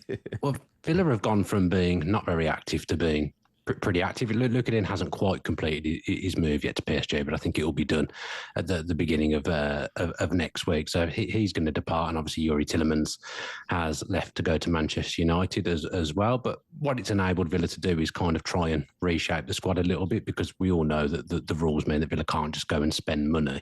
So to get incomings, there has to be outgoings, and look, whoever leaves, Villa fans were going to be upset about it, because it's been a stable side that's been together for 4 or 5 years, and quite frankly, the fans love all the players. But we need to get a little bit younger. We need a little bit more of a younger vibe in the squad, a little bit more energy, and that's what Villa are trying to do. They've signed Johan Manzambi yesterday for a club record fee, which is really exciting. It looks like they're going to sign João Gomes from Wolves as well in an Emery-led signing, and João Paulinho is probably going to come in on loan from Bayern. I think that will happen over the weekend as well. So Villa have probably gone from being one of the most inactive teams to being one of the most active teams in Europe. Yeah, what do you make of the Tielemans thing? I think he's such a good player. Tielemans, he's been brilliant for you, but I think that is, what did they pay for him? 36. Okay, I think that's pretty decent. I mean, I think maybe it works for everybody, but you must be sad to see him go. Yeah, look, outside of John McGinn and Tyrone Mings, who've both been at the club for a long time, Tielemans is my favourite player. He's my favourite player in that Villa team to watch. He's an unbelievable footballer, like with a really high IQ, line breaking passes, just really intelligent. And I think it's a great signing for Manchester United. If I take off my kind of Villa goggles that sometimes blind me, like Manchester United there have got a Premier League, Champions League ready player, a win now player in for 35, 36 million. Whereas, other teams are going around maybe spending a lot more money, double that on potential, then they're not sure things. Tielemans will come in for Manchester United, and if they get the right setup around him, get the right partner, which I'm not sure is there right now. Yeah, but for Manchester United, he'll absolutely thrive. And in all honesty, he's given Villa 3 excellent years. I think the minimum fee release was obviously in there when he signed the initial contract with Villa. I believe there was a mechanism where it kind of went down every year, the asking price in terms of the minimum fee release. And he's gone, he's not English, he's not a Brummie. Playing for Manchester United, they're still one of the biggest clubs in the world. So I understand that he wanted to go and play there. I think he's had opportunities where it's nearly happened for him before previously in his career. He did it in the right way. He spoke to Emery, thanked the Villa fans for 3 brilliant years. He scored a goal in a European final. Lot good luck to him. I hope he does really well, because I think by the sounds of it, he's a fantastic man as well as a fantastic player. Is Mainu not the right person to play next to him? Is that not the sort of player he needs there? And where's Bruno in that? It is interesting. Do they play as a 3, or how does that work? I think Bruno will remain where he is in the 10. I would say that the way Villa set up kind of maybe takes away any deficiencies that less mobile players have in central midfield. And Tielemans is a fantastic player, but I don't think getting around the pitch is the strongest thing in his arsenal, although it was something that did improve in his time at Villa. If I was a Manchester United fan and them two were paired together in a 2, I would imagine that would be quite easy to play through and bypass, and that they get caught if they were playing quite high, get caught on the counter attack in transition quite a lot. I would say he needs someone a bit more physical next to him, someone who can do a little bit more of the dirty work. Like Boubacar Kamara and Tielemans were an unbelievable partnership for Villa. Kamara obviously has struggled with fitness over the last 4 or 5 years, but he's a high level player, and that was one of the best pairings in the Premier League, in my opinion. So for Tielemans to work the way that Manchester United were wanting to, I think he probably needs someone that's not Kobbie Mainoo next to him. Does all this mean that you don't have to sell Morgan Rogers to Arsenal? Like, Arsenal seem to be really keen on 135 million. Rogers. I don't know. Has Guimaraes gone there, or is that another thing they're trying to do? That's like interesting for Arsenal if they bought both those players. But do you know what the status of Morgan Rogers is? I think Villa are still waiting for a bid. It's quite clear that Villa have a valuation in their mind. I imagine it's probably, if Arsenal hit somewhere between 115 million and 130 million all in with add-ons and whatnot, I imagine Villa would accept it, because although Villa have obviously sold or are selling a couple of players, it doesn't solve the problems. For Villa to be able to reshape the squad, players have to go. And in all honesty, Villa are no different to anyone else in that if someone comes in with 100 million plus for one of your players, you have to look at it as a sensible football club. It's an amazing profit on what they paid for Morgan Rogers. He's been brilliant for us, again, a scorer in a European final. I think the interesting angle to it now is that it looks like Saliba's going to be out for months for Arsenal. So they're heavily looking at Konsa. It was reported in a few different places yesterday that they're preparing a bid for Konsa. Have they seen how I don't think Villa will sell both. Have they seen how exhausted Konsa is? Yeah, he must be pretty tired, mustn't he? I mean, I'm sure he'll look forward to playing in the third place playoff tonight. That will really energise him. But I can't see that Villa are going to sell both. So it might be that Arsenal have to prioritise one of them, and I just wonder where that priority may lie for them, because if Saliba's out for any period of time, it does look like they might be going quite heavy on Konsa. But someone's got to pay that money for Rodgers, and if they don't, he'll stay. He's got 4 years left on his contract. I don't think Villa are under like massive pressure to sell, but obviously if they do sell someone for that amount of money, we'll give them much more freedom to reshape the squad, which is, it's looking like that's what they want to do this summer. To misquote,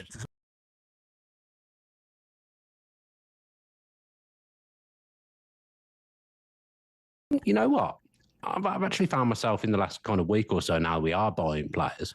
I'm quite excited by it because the players are all of a similar age. At some point, everyone was going to get to 32, 33 at the same time, and Villa would have had to have made changes. So they're getting fees for some of these players. I'm sure they'd rather extend some of their contracts. They've got a few players in kind of the red zone with contracts. Tillemans was one of them. Concer's another where they get to 2 years left on the contract, and you've got to make a decision. Do you become good sellers, which is maybe something that Villa haven't been at all times over the last decade, and sell people at the right time? The lad they brought in from Freiburg was one of the stars of the World Cup, Manzambi. Like, he's a really exciting player, someone that Emery will hopefully improve. You don't know what his ceiling's going to be, but from everything I looked at yesterday, it sounds like in scouting circles, Manzambi's a player that loads of clubs have been looking at. So Villa have got to re-energise that squad, and maybe now's the right time to do it when they're in the Champions League, because you are more attractive to that type of player. That's why Manzambi chose Villa over Newcastle, as we can offer Champions League football. So maybe it's the right time to be doing that kind of thing. Dan Bardell with us. We'll do some more transfer stuff in just a second. Max and Charlie here on the warm-up.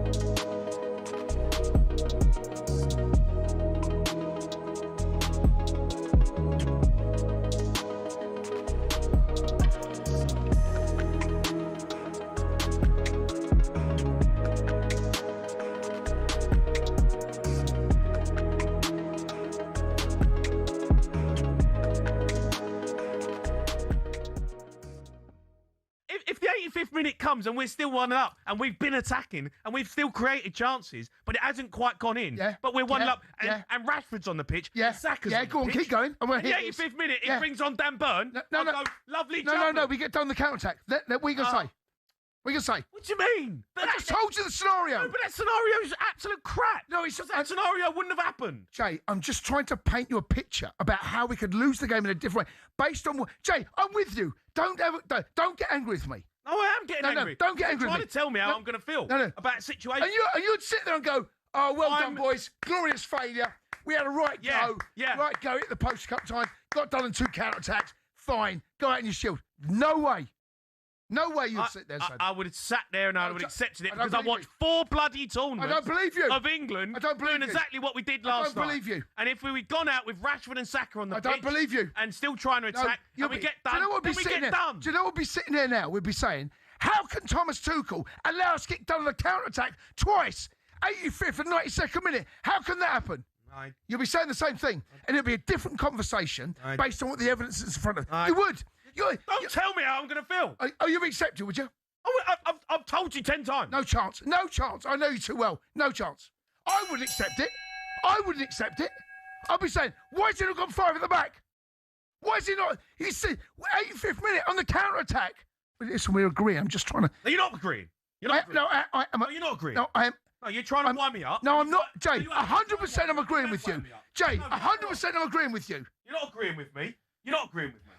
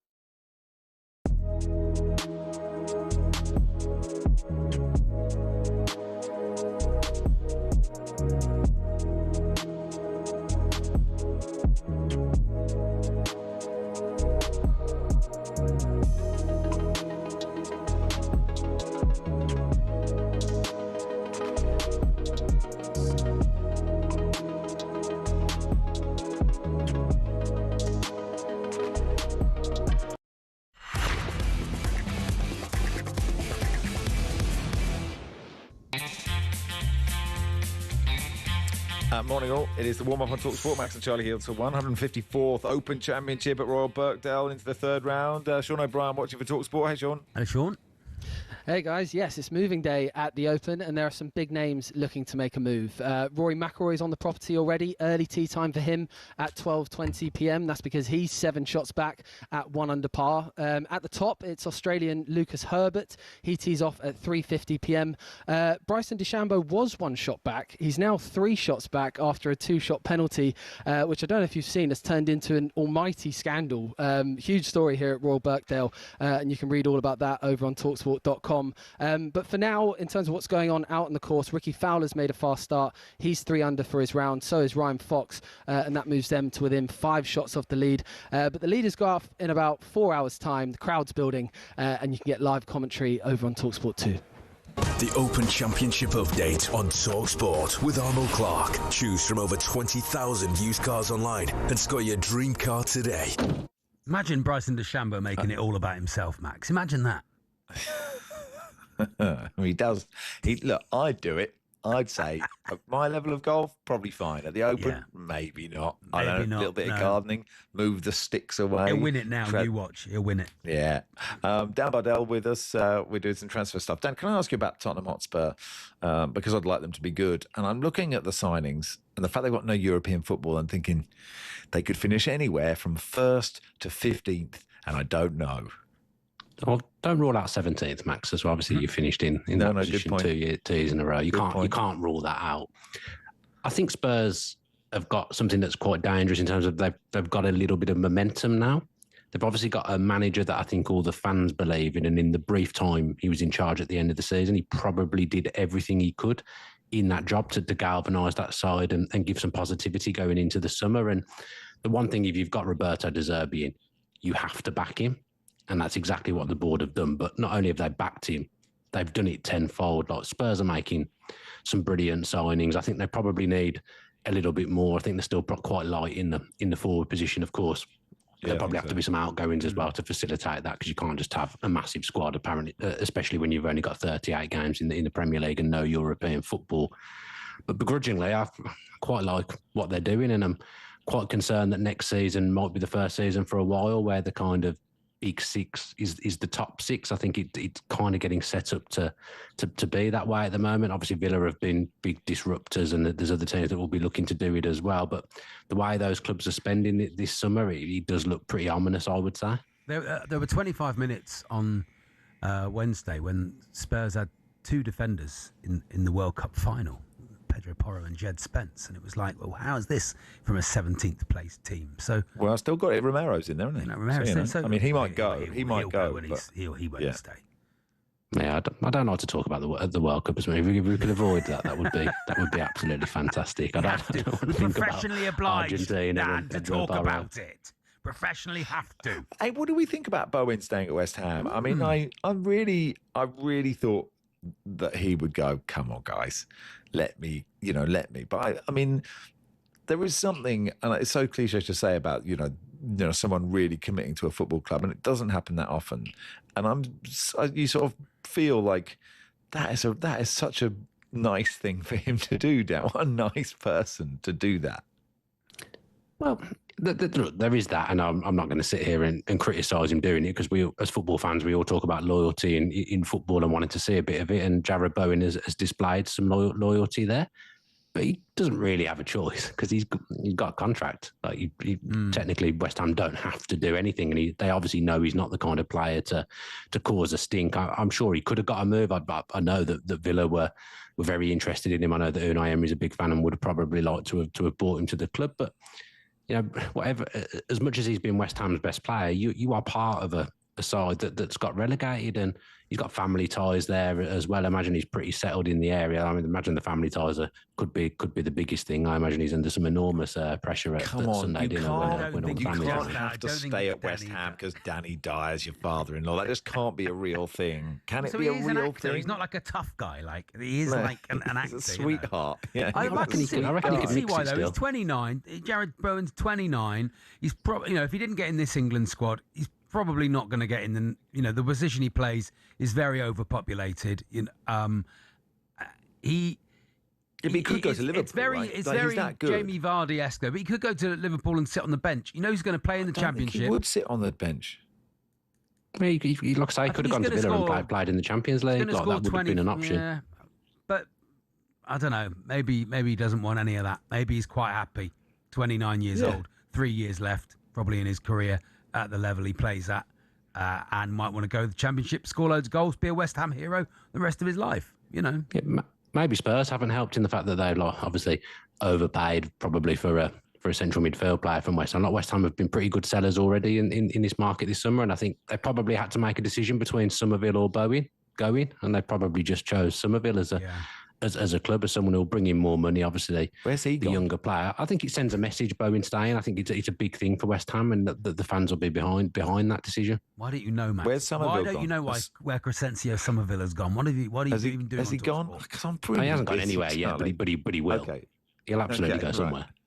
It's hard to keep up. I'm asking the questions the listeners would ask. He's gone where? What's happened now? So what else is happening? Mo Salah and Trossard to position. I'm surprised Arsenal sold Trossard, Dan. I don't know if you are. He had such a great season last year. Again, like extracting a fee at a decent time. I think he's 31. Isn't he, Trossard? He's been a brilliant signing for them. They picked him up for 20 million. He scored loads of important goals. He's obviously ended up winning the Premier League with them. Sometimes you do have to part ways with players. You do have to make decisions that are based on finances. And they've obviously already replaced him with Solis, whose name I've definitely pronounced wrong there. They've already replaced him with him. So they've acted fast. They're just trying to get a little bit younger. I would say Trossard's probably had a nice payday to go across and play in Turkey as well. Like you said earlier about another move, it's probably a move that suits all parties. Yeah. Any other things? Any other ones that have tickled your interest, Dan? And that I haven't noticed. It says here, Michael Elise keen on Madrid move from Bayern. That would be a lot, wouldn't it? To Real Madrid. I don't know off the top of my head what the world record transfer is, but I would imagine Elise would maybe surpass that. Elise, yeah, maybe. He'd have to surpass it. I mean, except for the semi-final, he was absolutely brilliant in the World Cup, wasn't he? There was arguments for him to be player of the tournament. Just such a lovely player to watch, such a fluid footballer in the way that he moved. Bayern are difficult to get players from. Like that, they operate in a really astute manner. If he's to go, wouldn't surprise me if you're looking at somewhere between 150 and 200 million. And in all fairness, in the modern market, he's probably that good as well, isn't he? But I don't know whether, Real Madrid have tended to stay away from those kind of massive signings over the last few years and wait for people's contracts to run down. So I'm not sure it fits in with the Real Madrid mould, but obviously that would be a sensational bit of transfer news. Unless they're going to sell Bellingham to someone for 150 million quid. It feels unlikely, doesn't it? It does feel unlikely. Do you want some feedback, Dan? Yeah, please. Joe says, Dan Bardell getting a little dig in at Tottenham is so pathetic. Get over it, Dan, you bitter little man. What was the dig? Oh, 17. I don't know. Oh, yeah. Oh, a little, it wasn't even a dig, jokey, it was just Joe. fact. Come on. Fact. Yeah, a little bit precious there. Also, I'm 6'1", not a little man. Yeah, 6'1". I'll mix it with Danny Dyer. Look at that, tough. Big fan of contributors calling out listeners for fights. That's all we want. Who did John Ketley call out? He called out with someone, didn't he?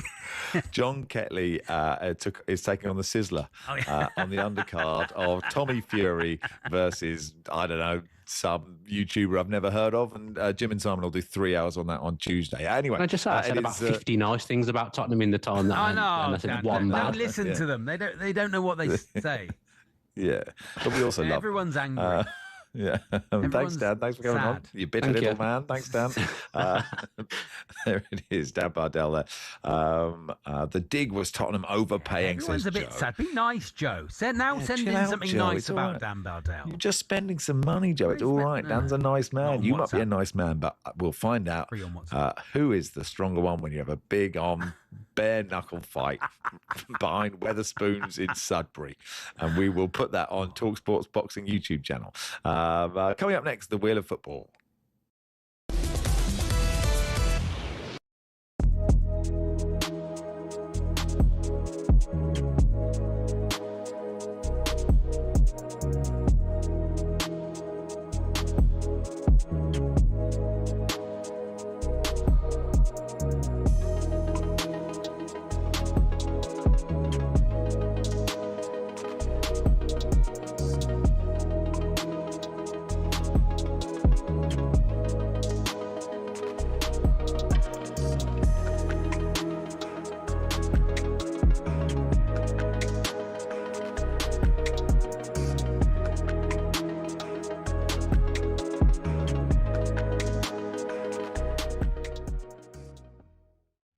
overly enamoured with what we were doing anyway. I've spoken freely on this marvellous channel that we're on, and, you know, on talkSPORT regularly, and said, look, it's not as good as what everyone was making out, I didn't think, you know, and that's nothing against the manager, Thomas Tuchel, nothing at all. It's just that I didn't think, you know, I wasn't thinking we were blowing teams away and we were purring, but we were finding a way, and that's equally fair to say. That's a brilliant thing to have, of course, if you're not playing brilliantly, but you're winning games. Now, that's a great habit. We all know that.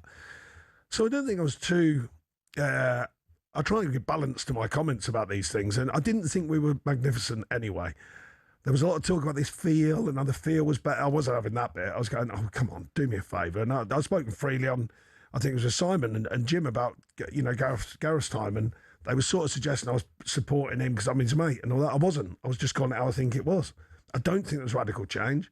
I had a big debate with Simon about it on their show and said, look, I don't think there is radical change. Simon was saying there is, and he's a master tactician and that's fine, by the way. I've got no problem with people's comments because we're here now talking about it. But I did say on that show, I did say to Simon, I said, Simon, there's nothing radically changed here. You know, if you cut through the noise and you go, in balance to that side of it, which I have been intrigued with, is I do think this is the best opportunity we've ever, certainly in my lifetime, I think it's the best opportunity we've ever had to win the World Cup. Not because we're amazing, but because the other superpowers are not as superpowered as what they were. France were flying. I think we're all shocked by that one because they were the ones who you thought, right, okay, they're what we think they should be, apart from their last game. And equally, you know, you look at them and they are superpowered. And yet, you look at their last game and you go, what just happened there? So it is the World Cup. It's not easy to win a World Cup. Everyone sort of suggests it is, but it's not.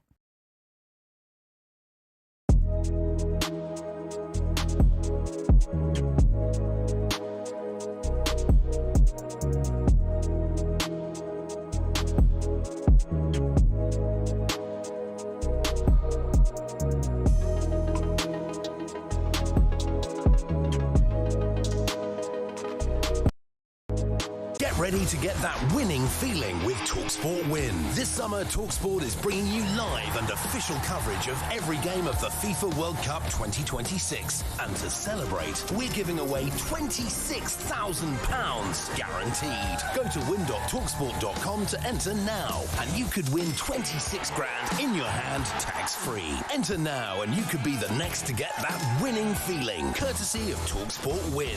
Find out how to enter now at win.talksport.com.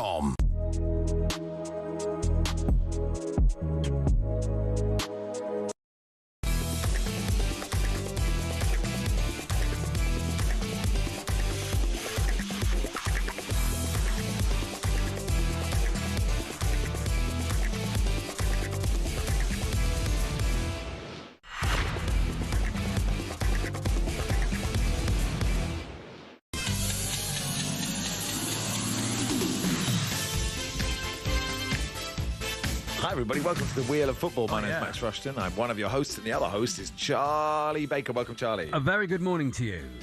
Morning. Welcome to the Wheel of Football. 2 contestants, 5 footballers each, 5 categories, a nice discussion. Who will win? We'll find out today, hopefully. Playing today, world number 1, Ben, the West Brom fan. Hi, Ben. Hello, Ben. Good morning, gents. How are we keeping? You okay? Very good, Ben. Very good, thank you. Sound jolly. Very much the sort of the... I'd say the good guy, I've just come Ben. back from a warm weather training camp with Nicky Campbell and Jenny Powell. So it's been a good week, productive. So, Jenny Powell. I've met Jenny Powell. Very nice woman, Jenny Powell. Very nice woman. All right, Patrick, the Villa fan, welcome.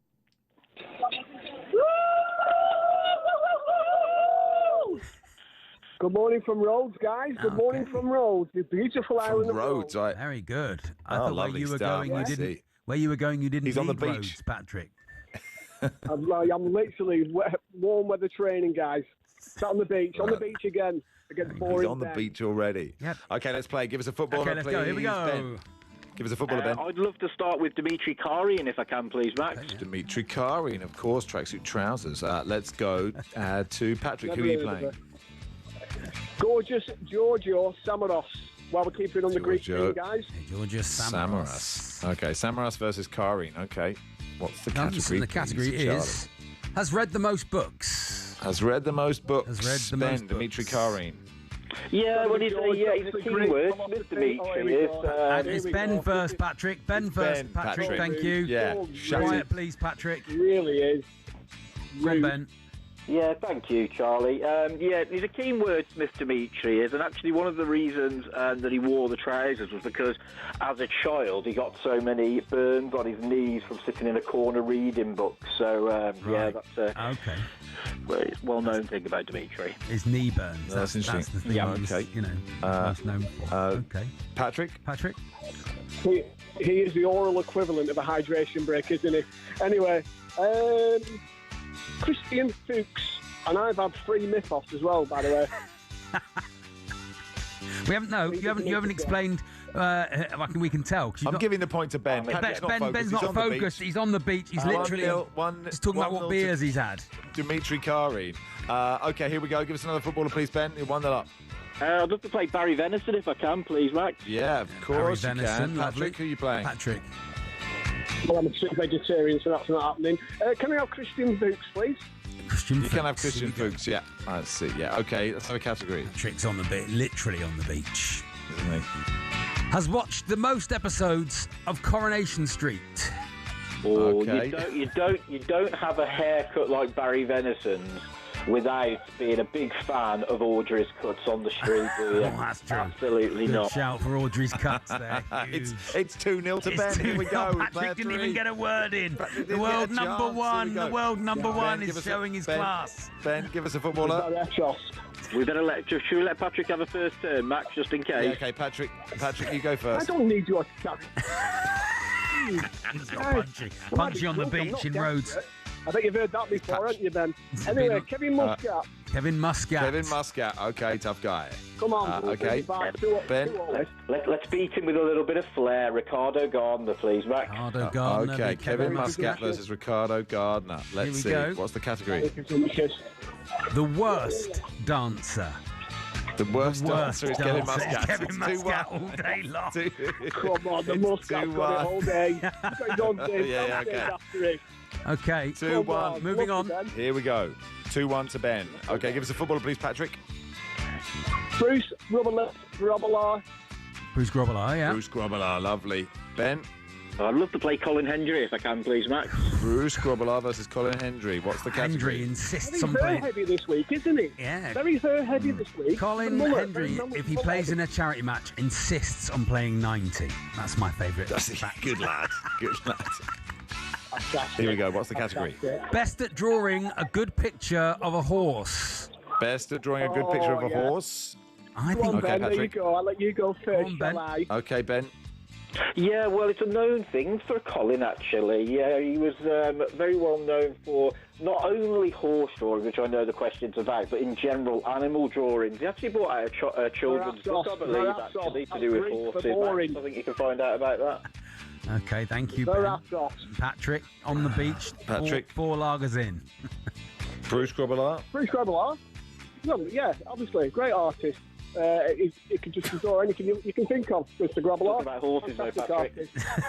It is about horses. It is about horses. It's about horses, Patrick. Everyone can draw. You know, the horse's head in his bed if I carry on, I tell you. It's 2-2. It's two apiece. Wow, It's two the apiece. threat This is worked. so exciting. The threat Well, worked. the threat worked. And a threat of violence. It's quite a violent half hour we've had. Okay. Okay. Here we go. Final footballer, please. Last one. Ben. This is the decider. This is the I'd love to decider. play Dion Dublin if I can, Dion Max. Dublin Dion please. Dublin. plays Patrick. Ricardo Simica. Ricardo Simica, the Dion Dublin for the win. For the win of the whole the win. thing. Here we go. Here it comes. Here comes the category. It is biggest head. Biggest head. Big old Ricardo all day. Big old Ricardo. No, I Oh need my to see a God, picture. the plates flying here and everything. This is on you, Plates Max. going all over the Here's- place here. Here's Ricardo Skimica. Oh, it's a tiny Holding it little up head. to He's the got like camera. a pea on a mountain. He's a His tiny little head on him. Not Beetlejuice's head, is it? He's a tiny head, though, Okay. compared Let to me Dion just- Dublin's. Listen, I've spent a lot more time with Dion Dublin. I want to get this right. Yeah, we need to make Here sure it is is Dion actually a big Dublin's head. Imagine it Be up right, front. Max. This is important. I don't know how big Dion's head is. How big is Dion Dublin's head? It's not small in comparison to Skimmaker. I used to watch Skimmaker. I don't want another draw. We can't have another draw. Please be quiet. Here we go. I'll tell you. On the day of the third and fourth place playoff. We'll put it to the listeners. 81089. No. Charlie, it's all right. Okay. I'm texting Dion. Okay, yes, good idea. Question. Yeah. Do you think your head is bigger than Ricardo Skimmaker's head? He's sat next to me here, Max, on the beach. We won't get that. Did you find a few people asking if you found your wife's phone? Oh, Patrick. No, unfortunately, Charlie. So I'm playing the sympathy card here. That's how you win, I think. In fact, it was somewhere in West Brom last time it was tracked. Yeah, she left it with the window cleaner, Patrick. It's okay, getting a bit aggy now. Listen, getting a bit aggy. Thanks both. It's 2-2 at the moment. I've texted Dion. As soon as he gets back, we will have a winner. Thanks for playing the Wheel of Football. Thank you very much. Cheers, gents. Thank you. Thank you.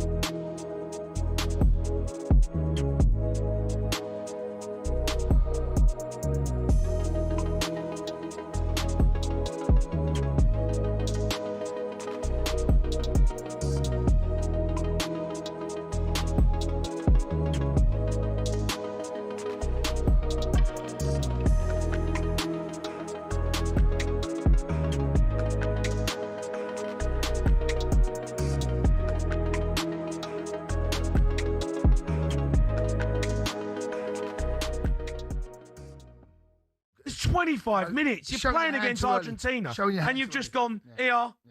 There you go. Go on, just attack us. Attack v defence. Do you know what, Jay? I can't believe I'm having this conversation about Tuchel. I cannot believe I'm having this conversation. Sack him. It's just rinse and repeat as England. And I don't know whether he looked back on that Mexico game and got drawn into how comfortable he felt. No, Jay, I'm not giving you an answer. I'm trying to find a reason. I'm trying to get into his head. I don't know the answer, Jay. Any more than you. Don't, Jay. I'm trying to find a reason. But why put Bellingham on the left? Jay, I don't know. Why not bring Rashford on? I don't know. Why not bring Saka on? I don't know. What was he thinking? I don't know. What's he thinking? I'm trying to get into Tuchel's head because the lads were dead on their feet. And if you're going to go to 5 at the back, which I kind of understand in one way, I do. But what you need to do is help help the back 5, because if they can't get out, you literally are on the edge of your box, and you can't defend all the time like that. You need pressure on the ball. You need players to get out, and also you need an out ball. We had no out ball. Nothing. But I can't believe you said that's coaching 101. That's literally coaching. We are sat there, 2 donuts, all right, in the Redwood. 2 people that sit on here, all right? We ain't coaches. We know football. He's the top level England manager, and the whole nation can see. It's 2010, and the Goalkeepers Union is up in arms. Why? This thing, the Jabulani, perhaps the most famous World Cup match ball for moving, it seemed, in 3 directions at once. But that wasn't the first match ball row, not by a long shot. In 1930, the World Cup final began with a fight, not between the players, but about the ball. Argentina brought theirs, and Uruguay brought theirs. And when neither backed down, they played 45 minutes with each. Uruguay, with the T model, came out on top. This was the era when balls were heavy. They were classics, sure, but they could double in weight during a thunderstorm. Before we go on, I will tell you that the 1962 ball was called Mr. Crack. A ball that was so heavy when wet, several European teams refused to use it.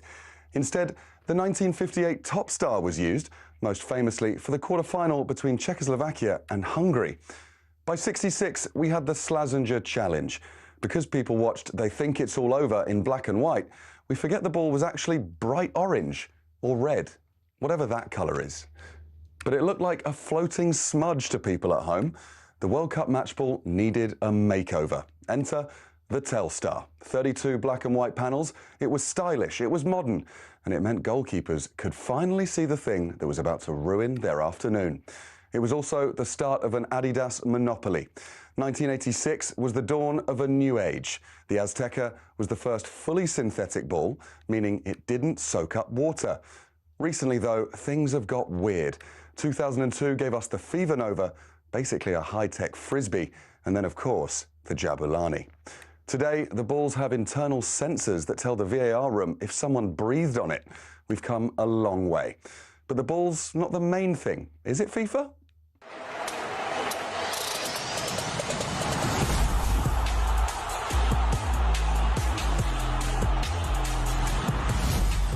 It's just a ball.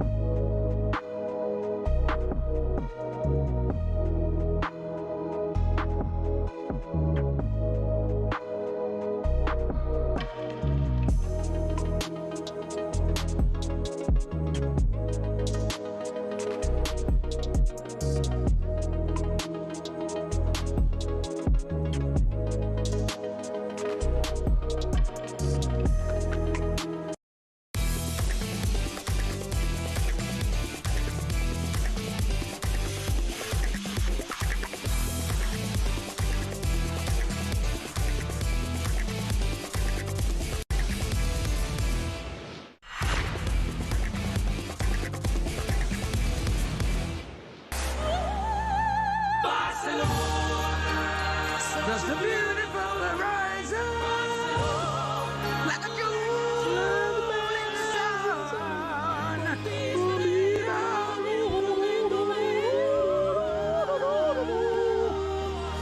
Our producer just asked us to fill for a second. Do you think he means with singing along to Montserrat Caballé?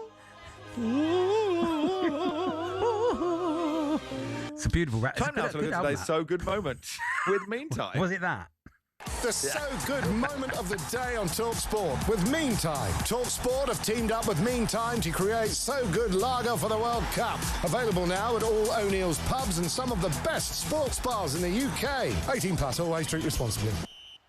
Just on the subject of listeners taking on contributors, Dave in Porter says, afternoon, lads. I know he's quite a big dad. I'd like to call out Justin Morehouse. That's a Sunday. He's a Sunday guest, though, isn't he? He's not really. Sunday fight. He's sometimes a Saturday guest, but normally it's Sunday. So it's all one warm-up family. That's nice. Right, let's talk to Jim Burke. Master Jim, how are you, Jim? Hello, Jim. Well, I think it's fair to say I'm a lot better than I was this time last week. In fact, I went for a pint last night and the bar.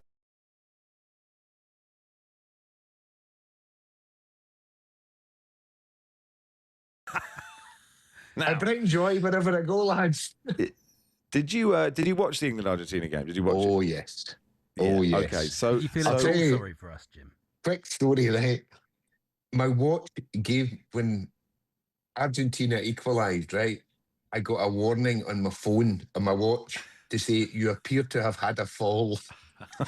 Can we call the emergency services for you? Yeah. So it's fair to say I watched it and it was... I mean, at the end of the day, as I said to the barman last night, I said, welcome to how it feels to be Scottish, that you get to a big game and you, I won't use the word I said, you soil the bed, because that's exactly what England did. And thank the good Lord and baby Jeebus for the fact that you did. Did a whole nation rejoices because you did. After after like we beat Mexico, I couldn't consume enough England content. Like I just couldn't get enough of it. Yeah, I could just watch the weird BBC graphics of Dan Burns' header. I could just watch all these things over and over and over again. Have you just been consuming that last 20 minutes in every which way you possibly could? Thursday morning, made my coffee, sat down, BBC highlights. I think I will. Thank you very much. Oh yeah, you're such a swine. I think it's sad. I think it says more about you than the England team, Jim. Yeah, and you know, Charlie, here is my giver-ometer. Look. Oh, look. It's not moving, lads. It's not moving. What do you think England did wrong? What do you think England did wrong, Jim? Seriously, what do you think they got wrong? I think they got wrong what every pundit has said, and I think, Max, you did some searing analysis on Instagram. I saw it. I mean, nobody's mentioned it, but you did. You broke ranks and you were out there to say, you know, they put the handbrake on when they scored, and that just absolutely played in to Argentina's hands, because about 10 minutes after the goal, I thought, England haven't done what? I mean, is Steve Clarke taking over? Yeah, Steve Clarke, that's what it felt like on the England coaching squad, because you did it, and I say I was happy that you did, but I just had that feeling that you were going to fluke it. I just thought, you know, you're just going to survive. But to be fair, once the equaliser went in, I thought, well, you've used all your subs. That's it. It's a done deal now. It's just a matter of when they score the second. And bearing in mind, my wife, she was itching to start watching Love Island. Yeah. So she was quite happy when the second goal went in as well, because it meant that she would get to watch Love Island. Should have pulled Thomas Tuchel for a chat. That's what you should have done. Exactly, yes. And there was no Casa Amor, was there really, for anyone? No. Do you know what? There's an interesting moment. There's an interesting moment where, because so much analysis, I've watched so much sort of real deep dive analysis into what happened, and definitely Tuchel has a lot of things to be responsible for. But there is this moment where I think England are on the attack. Like the first few minutes after we score, we are still pressing, and then there's a moment where the ball doesn't quite get to Kane, and Argentina break, and that's the Jed Spence tackle. And you can literally see in that moment all the players going, "Oh my God, we need to just defend," and they've done it again. I suppose so. There is such a psychology of, it must be so hard if you're 1-0 up in a World Cup final, there's 20 minutes left, to go on the offensive. Do you know what I mean? It must be just so psychological. You're just like, well, we're almost there. And actually, I wrote a column about hope, and hope, that is the hope that kills you. And there was a moment, Jim, where Nico O'Reilly made a block. We got into their half for about 4 seconds, and then Messi had the ball and crossed out of play. And for about 2.5 minutes, I really started to think, this talkSPORT show is going to be so good. Looking at the World Cup final tomorrow is going to be great. The preview podcast. This is, just like another, because the joy of the tournament is not the games, Jim. I'm sure you found this in Scotland. It was just being in it. It's being in it. 100%. The games are awful. It's 100%, and you absolutely napped it there. And again, the problem is, I even said to my wife when I was on, I said, the fact is, they don't have a number 9. See, when you're in, you're under the cosh like that, you want a number 9 that stands in the halfway line, you hoof out a clearance, he goes for it, and he either wins the ball or buys a foul, and all of a sudden. But what did you have? You had Harry Kane, who kept dropping in effectively to midfield, so you never had just that lump it long, go for the free kick. And again, speaking on behalf of the whole Scottish nation, thank goodness.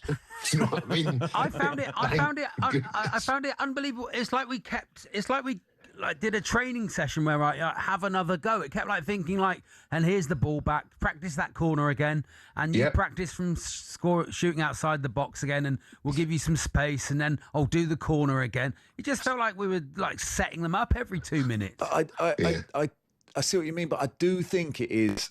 I just do think it is different, because it's you're winning in the World Cup semi-final. You're going and you're also you are exhausted, right? You're so exhausted, like psychology from this game and the last two games.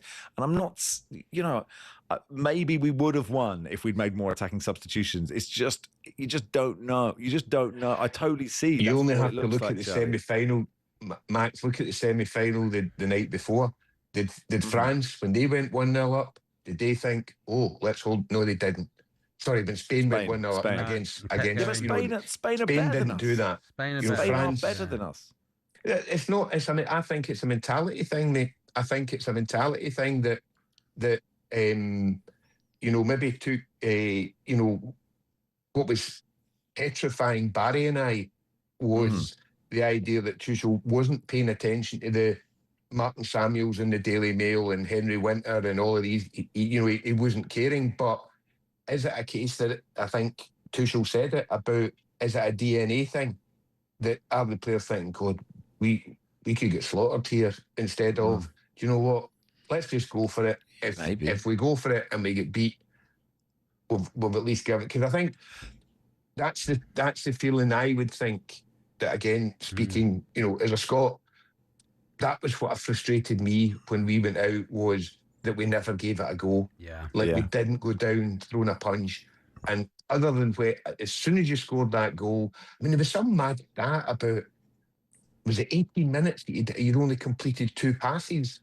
And it was something mad, yeah. It was something mad like that. Extraordinary stat. It's extraordinary stat. I mean, there is also a possibility, chaps, that Tuchel actually sat there and thought, I don't know how good these guys are. Do you know what I mean? Like I know they're good, but and like with so many England conversations, we haven't even mentioned Argentina. Like they're good at this. They've done it before. They know how to do it.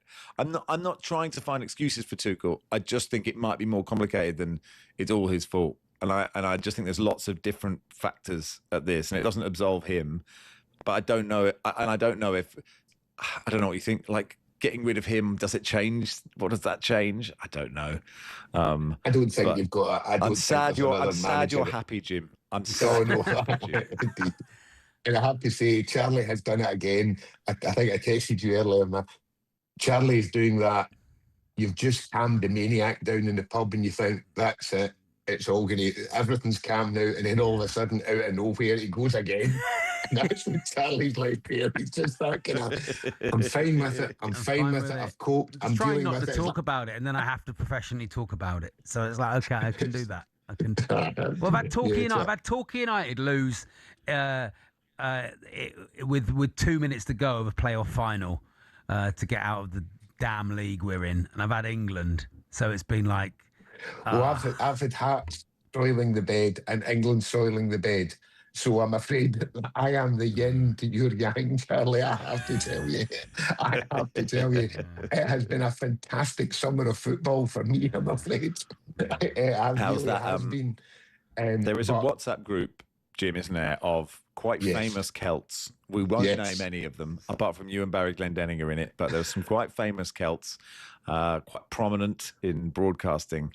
And that is what was that? I was in the pub with Barry, and he just does sit quite a lot of the time in the pub just on his phone like a teenager, but he was just there laughing away at his WhatsApp group. How was that in that aftermath? Is it better to be out early and never have a chance, or is it better to have a chance and for that chance to go wrong? Which is best, do you think? Speaking as a Scot, again, when we had in the WhatsApp group, we did have, there was joy. There was unbridled joy. There was incredible joy. There was joy unconfined. I feel very sorry for you all.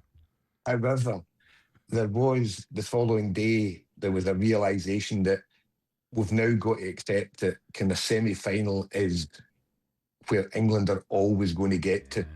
And I have to tell you, quite pathetically, the 2028 fear has already begun.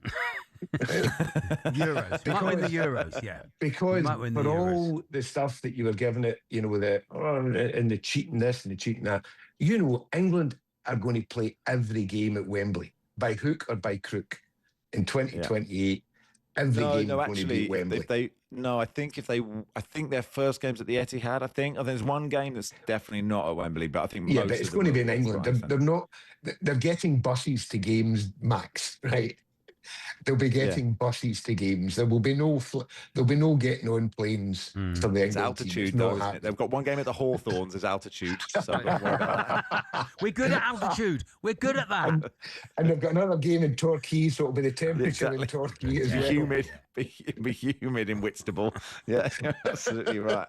Oh, well, at least you can have nice to know the fear's kicked in again. Yeah, good. That this is, our endless cycle of pain is your endless cycle of pain. They just end at slightly Tend your different own fire. That's what I say. Tend your own fire, Jim. Leave us alone. There he goes. Charlie's kicked off. There he goes again. What a joy. What?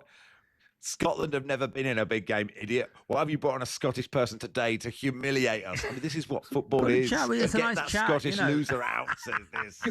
No one's asked to fight Jim yet. I will say that. No one's asked to fight Jim. I'm sure it's going to come, though. Cheers, mate. Thanks, pal. Listen, cheers, lads. Thanks again, eh? Cheers. Jim Burke there, host of the RGC podcast. That was today's So Good moment of the day with Meantime. talkSPORT have teamed up with Meantime to create So Good lager for the World Cup. Available now at all O'Neill's pubs, some of the best sports bars in the UK. 18 plus, always drink responsibly. The So Good moment of the day on talkSPORT with Meantime. talkSPORT have teamed up with Meantime to create So Good lager for the World Cup. Available now at all O'Neill's pubs and some of the best sports bars in the UK. 18 plus, always drink responsibly.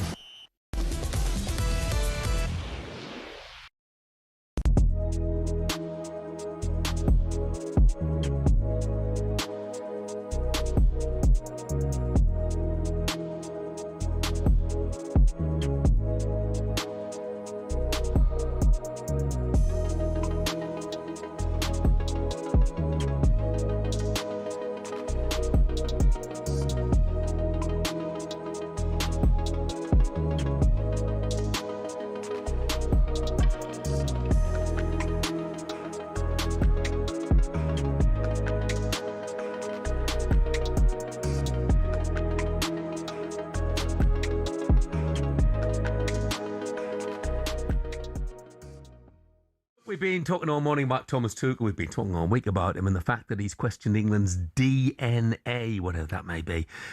He said, I think ball possession plays a crucial role. It's maybe not in our DNA as it is in the Spanish or Brazilian or Argentinian DNA. To take the ball and control the game and the ball, which is a big problem. What do you make of that, Ben? Watching the Spain game the other night against France, that's how you keep the ball. And I think it comes down to bravery. We've got the players to do it, we've got the ability to do it, but it comes down to bravery. And I think once them England players put that shirt on, when it comes to the crunch moments, that's the bit that is lacking a little bit. We've definitely got the ability to do it. We've got the players to be able to do it. You watch Spain, and when they went 2-0 up, even when they were 1-0 up, they just kept doing it. You've got Fabian Ruiz and Rodri in the central midfield. At one point, they're playing two-touch over the French midfield. They're keeping the ball nice and calm. And I'm just thinking... They had a good structure as well, though. Really good structure, but they're drilled on it. And there's a lot of people saying, well, why can't we be drilled on it? You've got to want the ball as well. You've got to want it, but it's bravery, isn't it? It is. And bravery comes in a load of different forms. People think bravery might be a Dan Burn getting his head, and it is a form of bravery, but when it comes to the crunch moments, it's that calmness under pressure in the big calm moments where you've got to go, right, just woof, woof. And I think Argentina a bit, look at Messi, see how calm he is. And I think that filters through the team as well. Yeah, he can carry you out of trouble, Messi, can't he? Give him the ball, he carries it up the pitch, he takes the pressure off. That's what we were lacking as well, just an individual who just could carry it up. Oh, it'd be lovely if we had one of them. Two of them at home, I think. I think it's a bit unfair because he took Gordon off, and I think Gordon's grown into the tournament, I thought, because he had a lot going on at the beginning, which I spoke of, because with the move and all that sort of stuff, a lot to handle, if you like. But I think he's grown into it.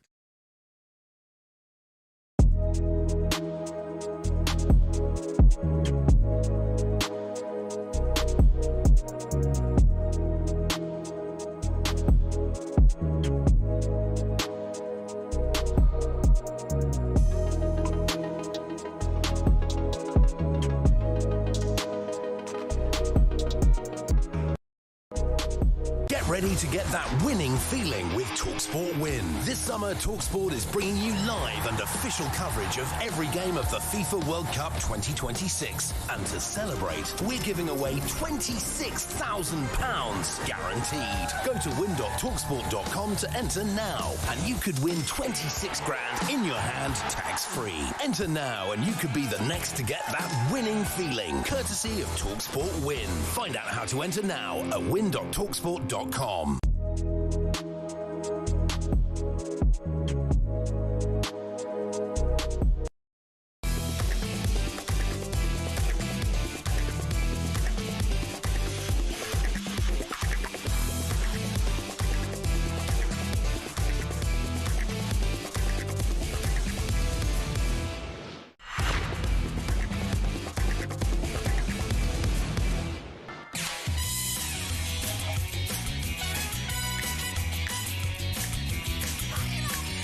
Jolly music. Good afternoon. You are listening to the warm-up on talkSPORT. Max Rush and Charlie Baker with you until 1 this afternoon. Commentary of England v France in the bronze medal match tonight, 10 p.m. kickoff. Yes, then commentary of the World Cup final tomorrow between Spain and Argentina is live on talkSPORT as well. And we'll now look ahead to tomorrow's World Cup final with Sir Christopher Nolan. He's not on, but with his new epic film, The Odyssey, in IMAX and cinemas everywhere now. Talk Sports Weekend of Epics with The Odyssey. England might not be in a final, but you can still make this weekend epic. Don't miss the cinematic spectacle of the summer. The Odyssey, in cinemas now. So, Charlie, I mean, it goes without saying. I mean, I don't need to say it, but obviously, The Odyssey is divided into 24 books. Follows the heroic king of Ithaca. I'm just saying very basic stuff. Ulysses already. Also known by he's known as the Latin variant Ulysses, obviously, and it's his homecoming journey. 10 years after the 10-year Trojan War. You know, he journeys from Troy to Ithaca. You know, it's in very many ways like Harry Kane being at Spurs for so long and then going and having great success.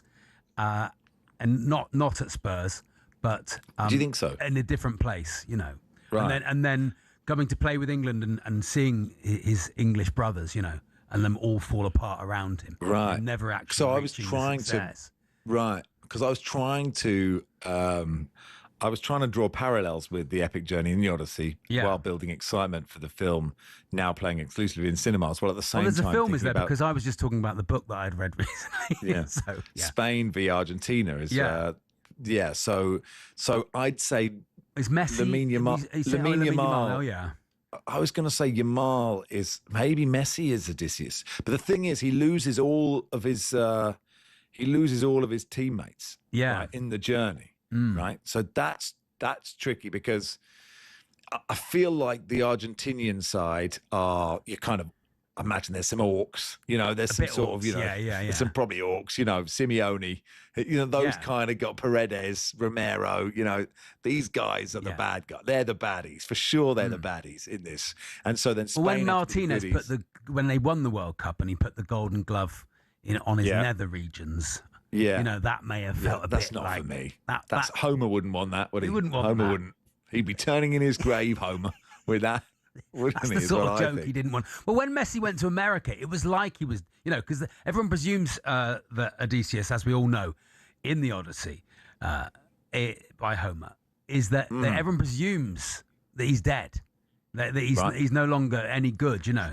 And so that's what it is with Messi, you see. Everyone presumed he'd go to America and just retire and just take a lot. But he's back. He comes back stronger than ever in many ways. Yeah, okay. So who's the goodie in this then? Bill Oddie. Bill Oddie's the goodie. Tim Brooke-Taylor and Graham. It's odd that Bill Oddie. People don't realise that Sir Christopher Nolan has cast Bill Oddie in the Odyssey, which is out at the IMAX now. Yeah. I think Spain will win, but you can't write off Argentina. If I'm going to be honest, Spain keep the ball better than we did, for sure. Argentina have struggled most of the game. Argentina have struggled against European teams and have not had a very good tournament. Spain have had a quietly excellent, boring tournament, other than the 0-0 with Cape Verde, but Cape Verde turned out to be a pretty good side. If they score first, that's more or less it. game over because you can't get the ball off them. Zulf says Messi is Odysseus and Yamal is his son Telemachus. Meeting after 19 years. Yeah, because obviously he had him in a bath, didn't he? Of course, when yes. Messi was there. That's a good shout. Mark says, it's funny you mentioned the Odyssey and the Trojan War. Do you not think that Thomas Tuchel is the modern-day Trojan horse from Germany to destroy England's football? I see. They brought in this empty vessel. You're saying it's on purpose. It's possible, isn't it? Anyway, that was our preview of tomorrow's World Cup final with Christopher Nolan's new film, The Odyssey. Before kickoff, experience the spectacularly big screen adventure from the team behind The Dark Knight and Inception. Don't miss The Odyssey in cinemas now. Talk Sports Weekend of Epics with The Odyssey, a spectacular big screen adventure of home and family from Oscar-winning director Christopher Nolan in IMAX and cinemas everywhere now. The warm-up, doing anything for money since 2019. I must say, when I looked at the running order, I was like, this seems a stretch, doesn't it? But anyway, we'll take your Greek mythology footballers. Yes, why please. Not? That's a lovely Producer idea. Reese says Agamemnoni Madueke. Oh, that's very good. Really nice. Jibril Sergei. Oh, this is good stuff. There must be a Cyclops. There must be a Give me 2 minutes. Let me. Okay, I'll give you 2 minutes. Dion Dublin's been in touch, guys. Dion Dublin's been in touch on the subject of whether his head. And this is the final moment of Gustavo Homer. Very good from Jasper. Yeah, we'll take that. Thank you. Yeah. The final of the Wheel of Football, never to be played again. Patrick v. Ben. I don't know if they're still listening now. But Dion says, I did say, question, do you think your head is bigger than Ricardo Schimecka's head? Yes. And he said, I said we are mid TalkSport competition. I wanted to give him some context just in case he wasn't listening. He says, just seen this, you lot of nutters, 4 crying laughter emojis. There's no answer. Oh, yes, he says. Oh, capital letters, yes, exclamation mark. There you are. There we are. So who won? So Ben won. Ben won. World number one. Still world number one. Congratulations, Ben. Yeah, so there you go. Greek mythology footballers. Iliadama Atrore. That's all. Oh, really nice. Yeah. I mean, well, Iliad and Die, as you probably. Oh, that's good. I'd probably go. Very nice. Anyway, yeah, keep me company. 81089 at Max Rushden at Baker Street. Dionysus Dublin. Good. Yes, the Sylvia. Good. It's Max and Charlie here until 1. We'll do some golf. Gorgon Banks says Dick. Yeah, really nice. Pascal Cyclops says Joe. Yeah, excellent stuff. We'll do this for half an Anthony hour. Gorgon. Bit of golf. Bit of time difference as well.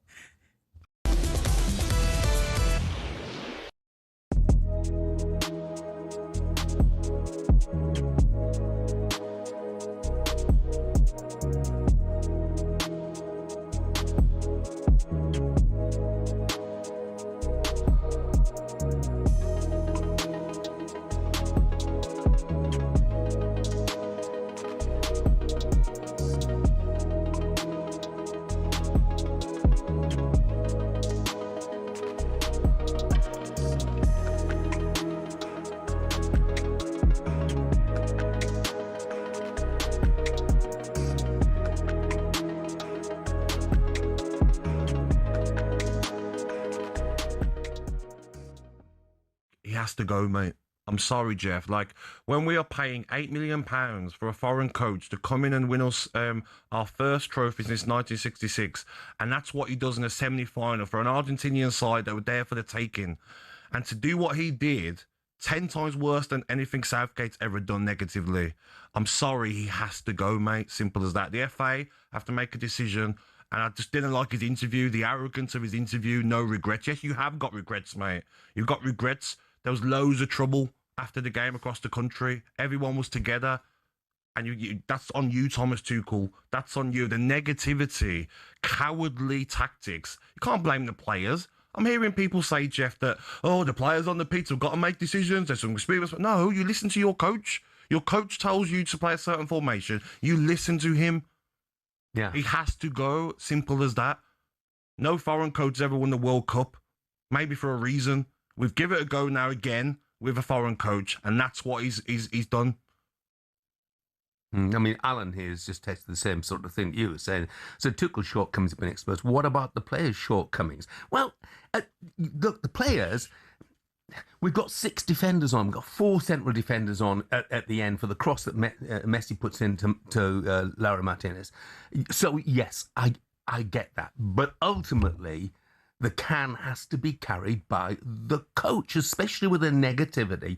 I mean, look, everybody said this, but the negative. Anthony Gordon is flying. We scored a brilliant goal. Brilliant goal. You'll have loved, the fact that Kane, Declan Rice, who's soon to come off as well, Morgan Rogers, and a lovely finish for Anthony Gordon. And Gordon's feeling 10 feet tall, so what do? Oh, we'll take him off.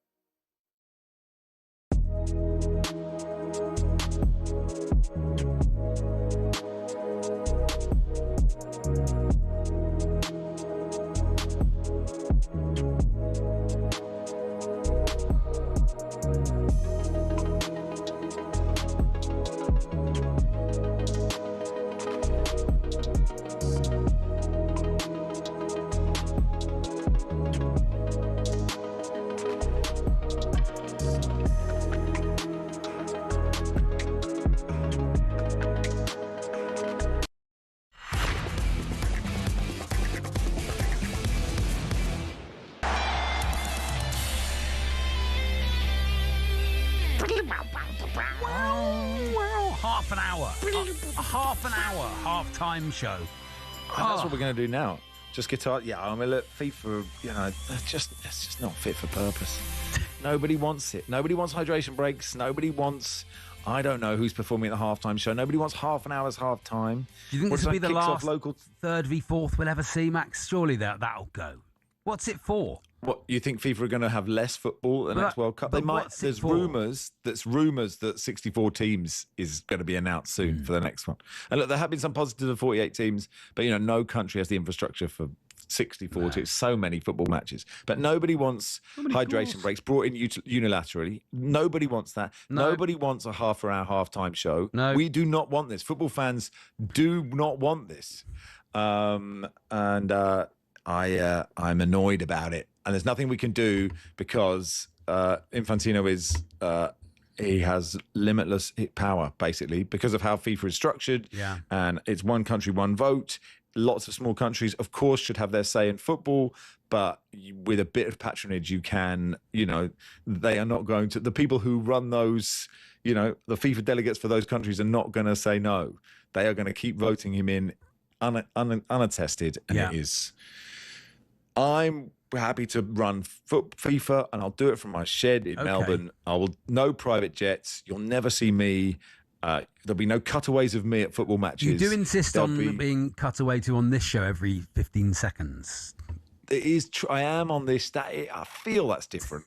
But like, if you want me to not be in Vision on this show, I'm happy. I don't need that. I would never be near a trophy lift. Imagine if our boss Liam said, and every 15 minutes you have to cut to me at my desk. He's just at home. He's at home, just demanding a cutaway. Whatever he's doing, every 15 minutes we go to Liam at home. Jeff Wooden Horsefield, David Achilles Healy, Phil for Odin. That's Norse. That's a Norse one, really. We're doing Greek mythology, not Norse. Robin Van Perseus, says Tim. Thank you, Tim. This is Sparta Prague. Titan Bramble, says Ian. Hades Kane. Anyway, these are all good. Anyway, should we talk to Sean O'Brien? He's watching the Open, third round of the Open. How are you? We're going to do it with the good people of Arnold Clark. The Open Championship update on talkSPORT with Arnold Clark. Choose from over 20,000 used cars online and score your dream car today. Hey, Sean. How are you? Sean. Hey guys, I'm good. We've had a fast start for New Zealand's Ryan Fox here. He's 6 under through his first 10 holes, and that moves him to within 2 shots of the lead. And he only just about made the cut, so that shows you how quickly things can change here at the Open. And that's very encouraging for Rory McIlroy as well, because he just teed off 7 shots back and needs to go low today. But just to remind you where we are at the top, still Australia's Lucas Herbert, 8 under par after a record equaling round of 62 yesterday. And then alongside Fox in a tie for second, you've got Jackson Suber, Cameron Young and Ryan Gerard all within 2 at 6 under. But I'm sure we'll come on to this. 1 shot further back, Sam Burns and Bryson DeChambeau, who's been at the centre of some real controversy here. It's all anyone's talking about on the grounds. Docked 2 shots yesterday, threatened not to play. It was a whole thing. He tees off at 3:30 p.m. But you've still got the likes of Tommy Fleetwood, the hometown hero, John Rahm, Scotty Scheffler. They're all at 4 under as well. So there are other storylines here as well. But we're just counting down to Bryson teeing off at 3:30. Should be electric. Can you, just for people who haven't seen it and don't necessarily follow golf, explain exactly what happened? Absolutely. So Bryson drove it way right at the 5th hole yesterday into some super long grass. And what he did when he went in there was he stepped behind his ball to kind of get an idea for the line of his shot. And what he was deemed to have done when he did that was improve the conditions of his backswing. So by stepping on the long grass behind his ball, he flattened it down. That gave him a better chance to hit the ball. Now, his argument is, where is he supposed to stand? He took to Instagram, posting images of him levitating above the grass, and there's some absolutely incredible memes going around of him in there with a lawnmower and grass cutters and all sorts of things. But what happened after his round, because that was when he was informed of the 2-shot penalty, was just absolute cinema. So he's driven back to the 5th hole with the rules officials, and he's on live television remonstrating with them. And the RNA are standing by, like sticking to their guns. And it's really split opinion, because you need to understand the context of Bryson DeChambeau to understand why this is such a big thing. So he's the kind of figurehead for the modern YouTube golf scene. Doesn't really conform to the traditional golfing establishment. He's faced a lot of criticism at the Open because he's never performed well here. A lot of people think he's just kind of hit it as far as you can and figure it out later. And he wasn't taking media requests this week. So there's already a little bit of kind of a thing going on in the background here. And it's also worth pointing out that he'd missed the cut at the 3 majors going into this event. So he was proving a lot of people wrong at the top of the leaderboard. And then suddenly he's 1 shot back and he gets given a 2-shot penalty. And his agents showing all the journalists similar examples from other tournaments this year when people have done the same thing and it's not been punished. And you can see how, because it's Bryson and he's got all this kind of main character energy going on around him, his team would try and spin it into this kind of agenda building against him. But I think the reality is he kind of just broke the rules, and you can break the rules without being a cheat. He did do it. That's it. And I don't think anyone believes he did it on purpose and he cheated, but you can still break the rules unintentionally and deserve punishment. And I think that's the kind of be all and end all, really. He improved his lie and he's got a 2-stroke penalty. So who makes the call? Like, is it like a travelling band of golf officials, or is it the Royal Birkdale, the greenkeeper? Like, who decides this?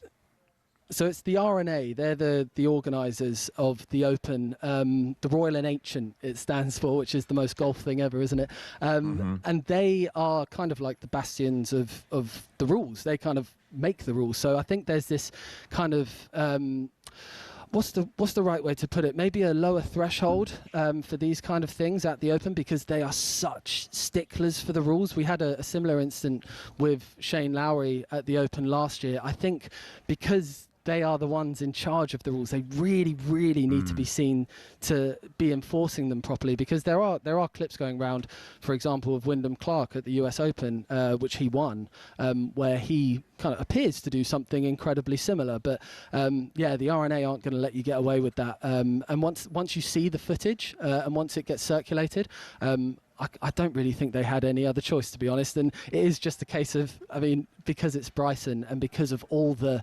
antics that followed, it's become just a really, really big story. But it might give him the impetus to and the adrenaline to kick on and win the tournament. I mean, you can't win it on the Saturday, but he could post a good score today, couldn't he?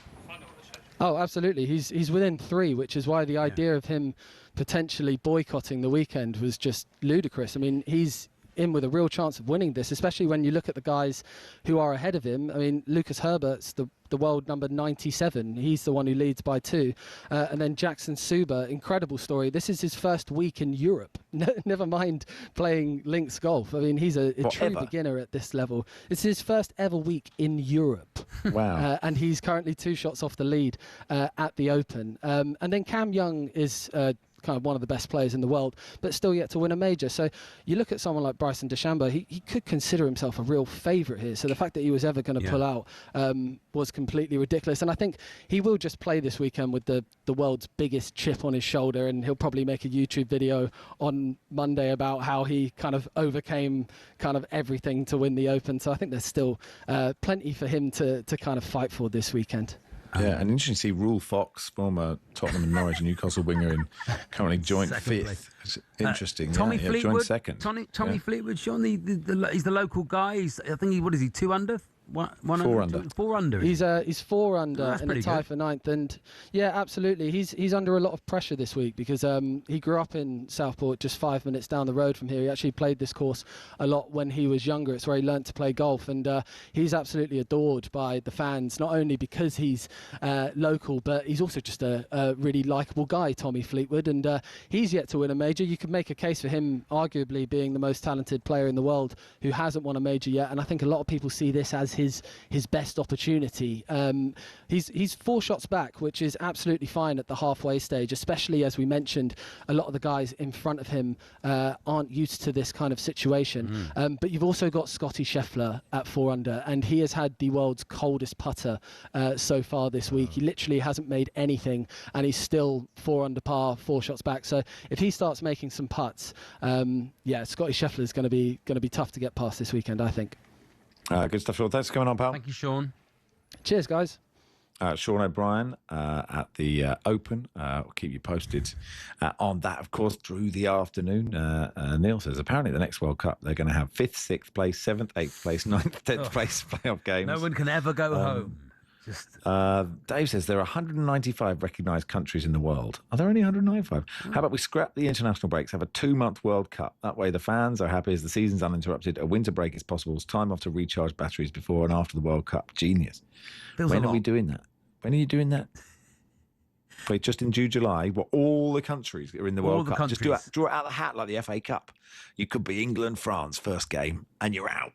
Can you imagine that? Be fun. He says...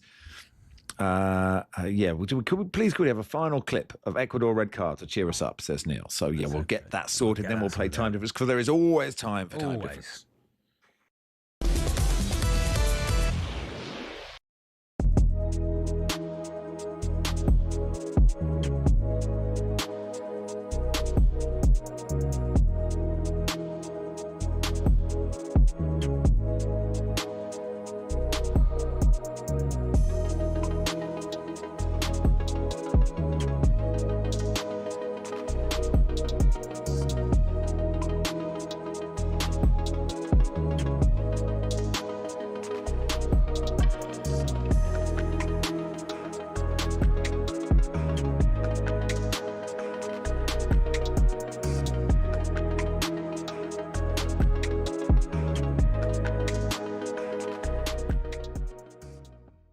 I wonder whether he went back, muscle memory, whether he's gone back to what happened against Mexico, where we dealt with 5 at the back and they threw things at.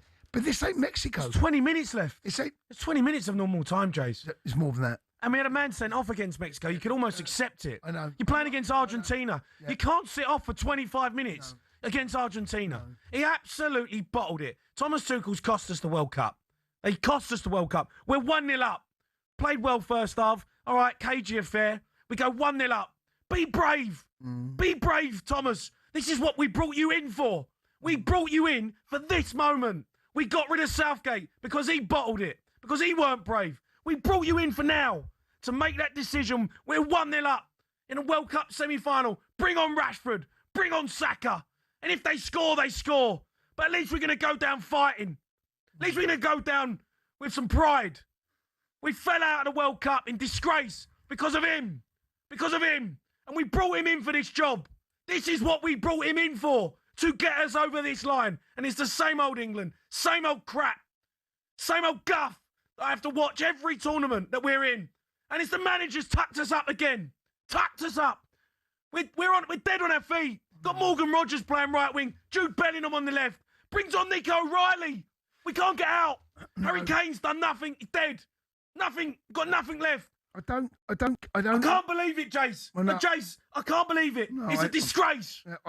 He should be sacked. Get him out. Gone.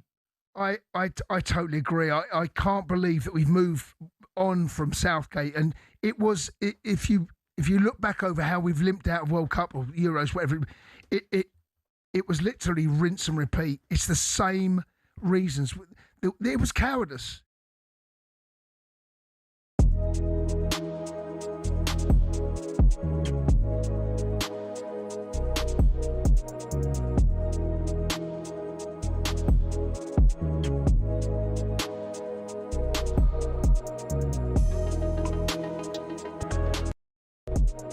Get ready to get that winning feeling with talkSPORT Win. This summer, talkSPORT is bringing you live and official coverage of every game of the FIFA World Cup 2026. And to celebrate, we're giving away £26,000 guaranteed. Go to win.talksport.com to enter now, and you could win 26 grand in your hand, tax-free. Enter now, and you could be the next to get that winning feeling, courtesy of talkSPORT Win. Find out how to enter now at win.talksport.com.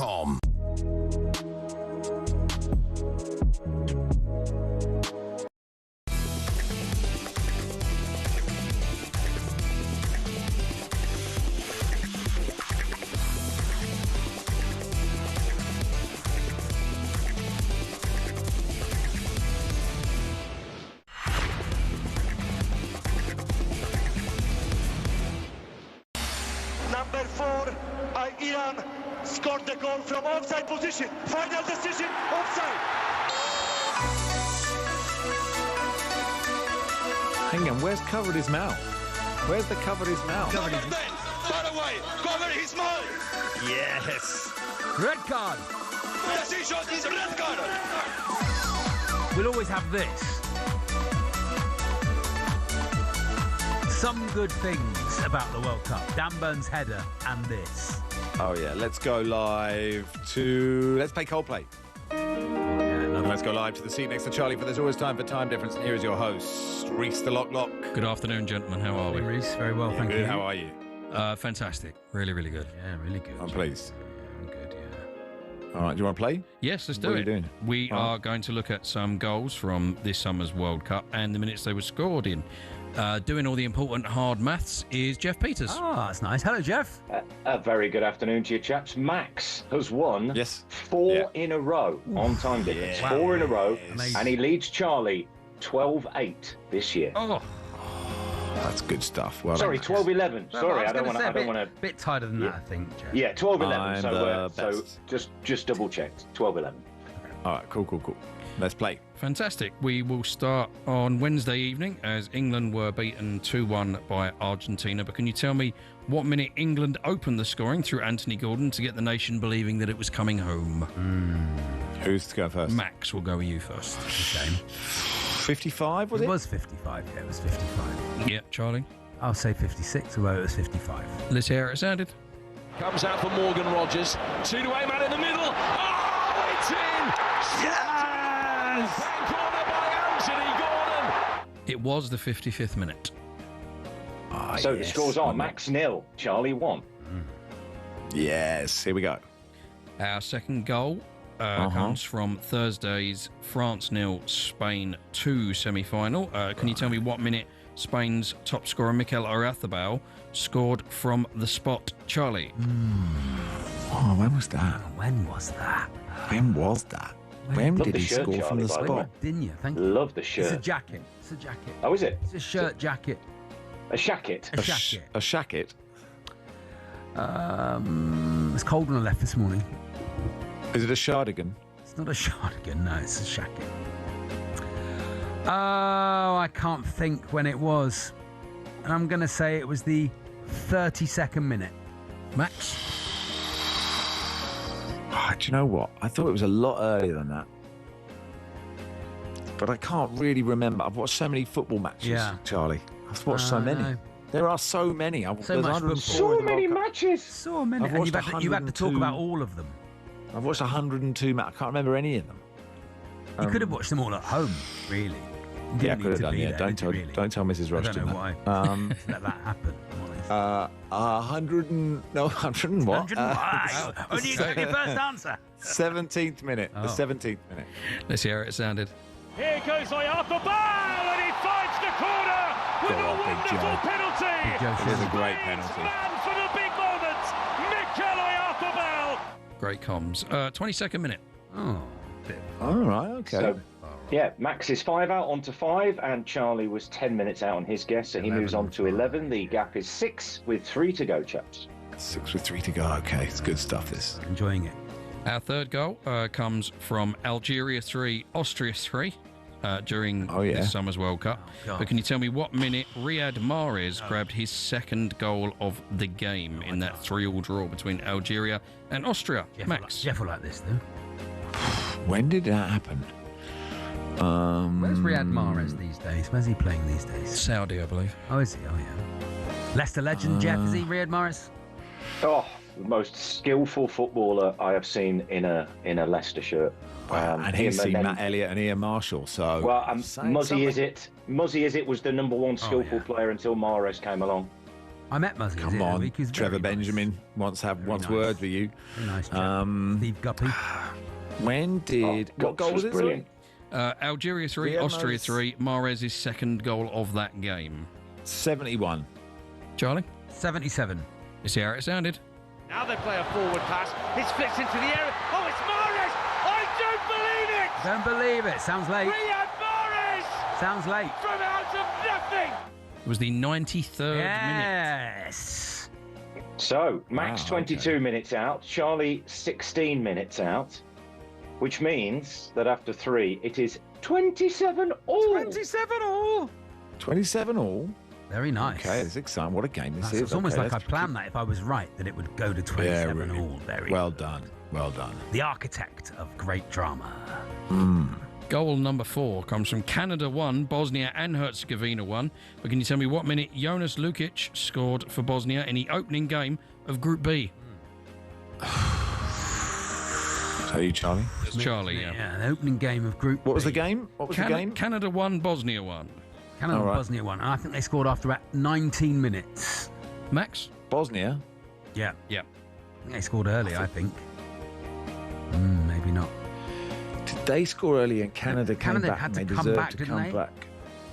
I've been warned against clues. Canada scored in like the 90th minute or something. Yeah, okay. I thought Remember that I knew game? someone scored in the 90th. You said it wasn't Bosnia scored in the 90th. Okay, well, have a 18th go with minute. it. Let's hear it 18th sounded. minute. Yep. Free kick into the penalty area, glanced on and in. And Bosnia have the lead. And it's a first international goal for Jovo Lukic. Love to Nigel. The 21st minute. Ooh, that not a goal. bad Oh, shout, well was it? done. Not a That's bad really shout. good stuff. So Charlie 2 minutes out, Max 3 minutes out. It's Max 30, Charlie in the lead on 29. So Charlie goes first, and Max needs to be 2 either way of the Okay. bets. Okay, let's play. The final game. Curacao 0, Cote d'Ivoire 2. But can you tell me what minute Nicolas Pepe opened the scoring in that game? That's Curacao 0, Ivory can't do Coast that. 2. I can't do it. I can't. Whose go is it? Charlie or me? Charlie. Curacao, Ivory Coast. Pepe opened the scoring in the 22nd minute. Max? How many out? How many away am I? 2. You need to be 2 either way, or go for a direct hit, whichever. Oh, you're 1 behind, so 24. Let's hear how it sounded. Diamando's in there. Diamando inside the box and a goal. sounds early. Nicola Pepe Sounds early. from close range. Sounds like the 24th minute. It's the 7th minute. Oh, wow. So Charlie Baker wins. 47-44 is the final score, and it is 12-all this year. 12 they cannot all. be What a separated. game. These Elite two level time difference. heavyweights of Wappledon. How dare this is Comes on this show. And Max, well done. You hit the break on time. Fantastic. that's we enough. salute you. Wow. There's What did I always do? time. There is What did I always do? time. Always time for time difference. Jeff, you don't know if I've hit the break on time yet or not. I could do another 5 minutes. I've got things to say. I've got opinions. No, I've got the strong break before opinions. this quiz. I Who's mean. going to win the World Oh, Cup, right. Jeff? Ivory Coast. What a shame. Meditation dances. I really enjoyed Max saying I am great, which everyone missed. Love time difference. All right, thanks, everybody. Thank you, Reece. Thank you, everyone. Thank you, Jeff. Thank you, Charlie. Max, see you Me and tomorrow. Charlie back tomorrow from 10 to look back on England coming 4th in the World Cup. Have a wonderful day, everybody.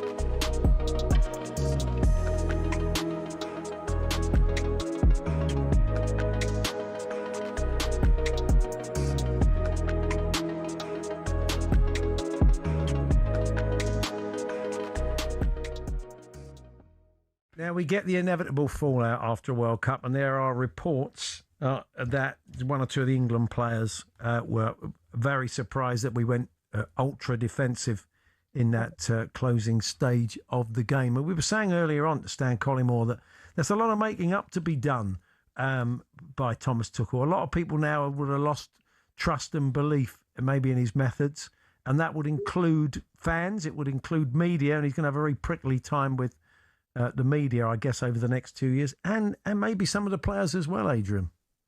Yeah, I would agree with that. I think he's it's a big moment in his England career. Everything had been okay and judgment had been on hold, but judgment was always going to come with what happened at this World Cup, because he was brought in to win the World Cup. And there's no shame in losing to the reigning champions, Argentina, who've still got a player like Messi, who is the best we'll ever see in our lifetime, but it's the manner in which you lose that game, and that manner was not acceptable.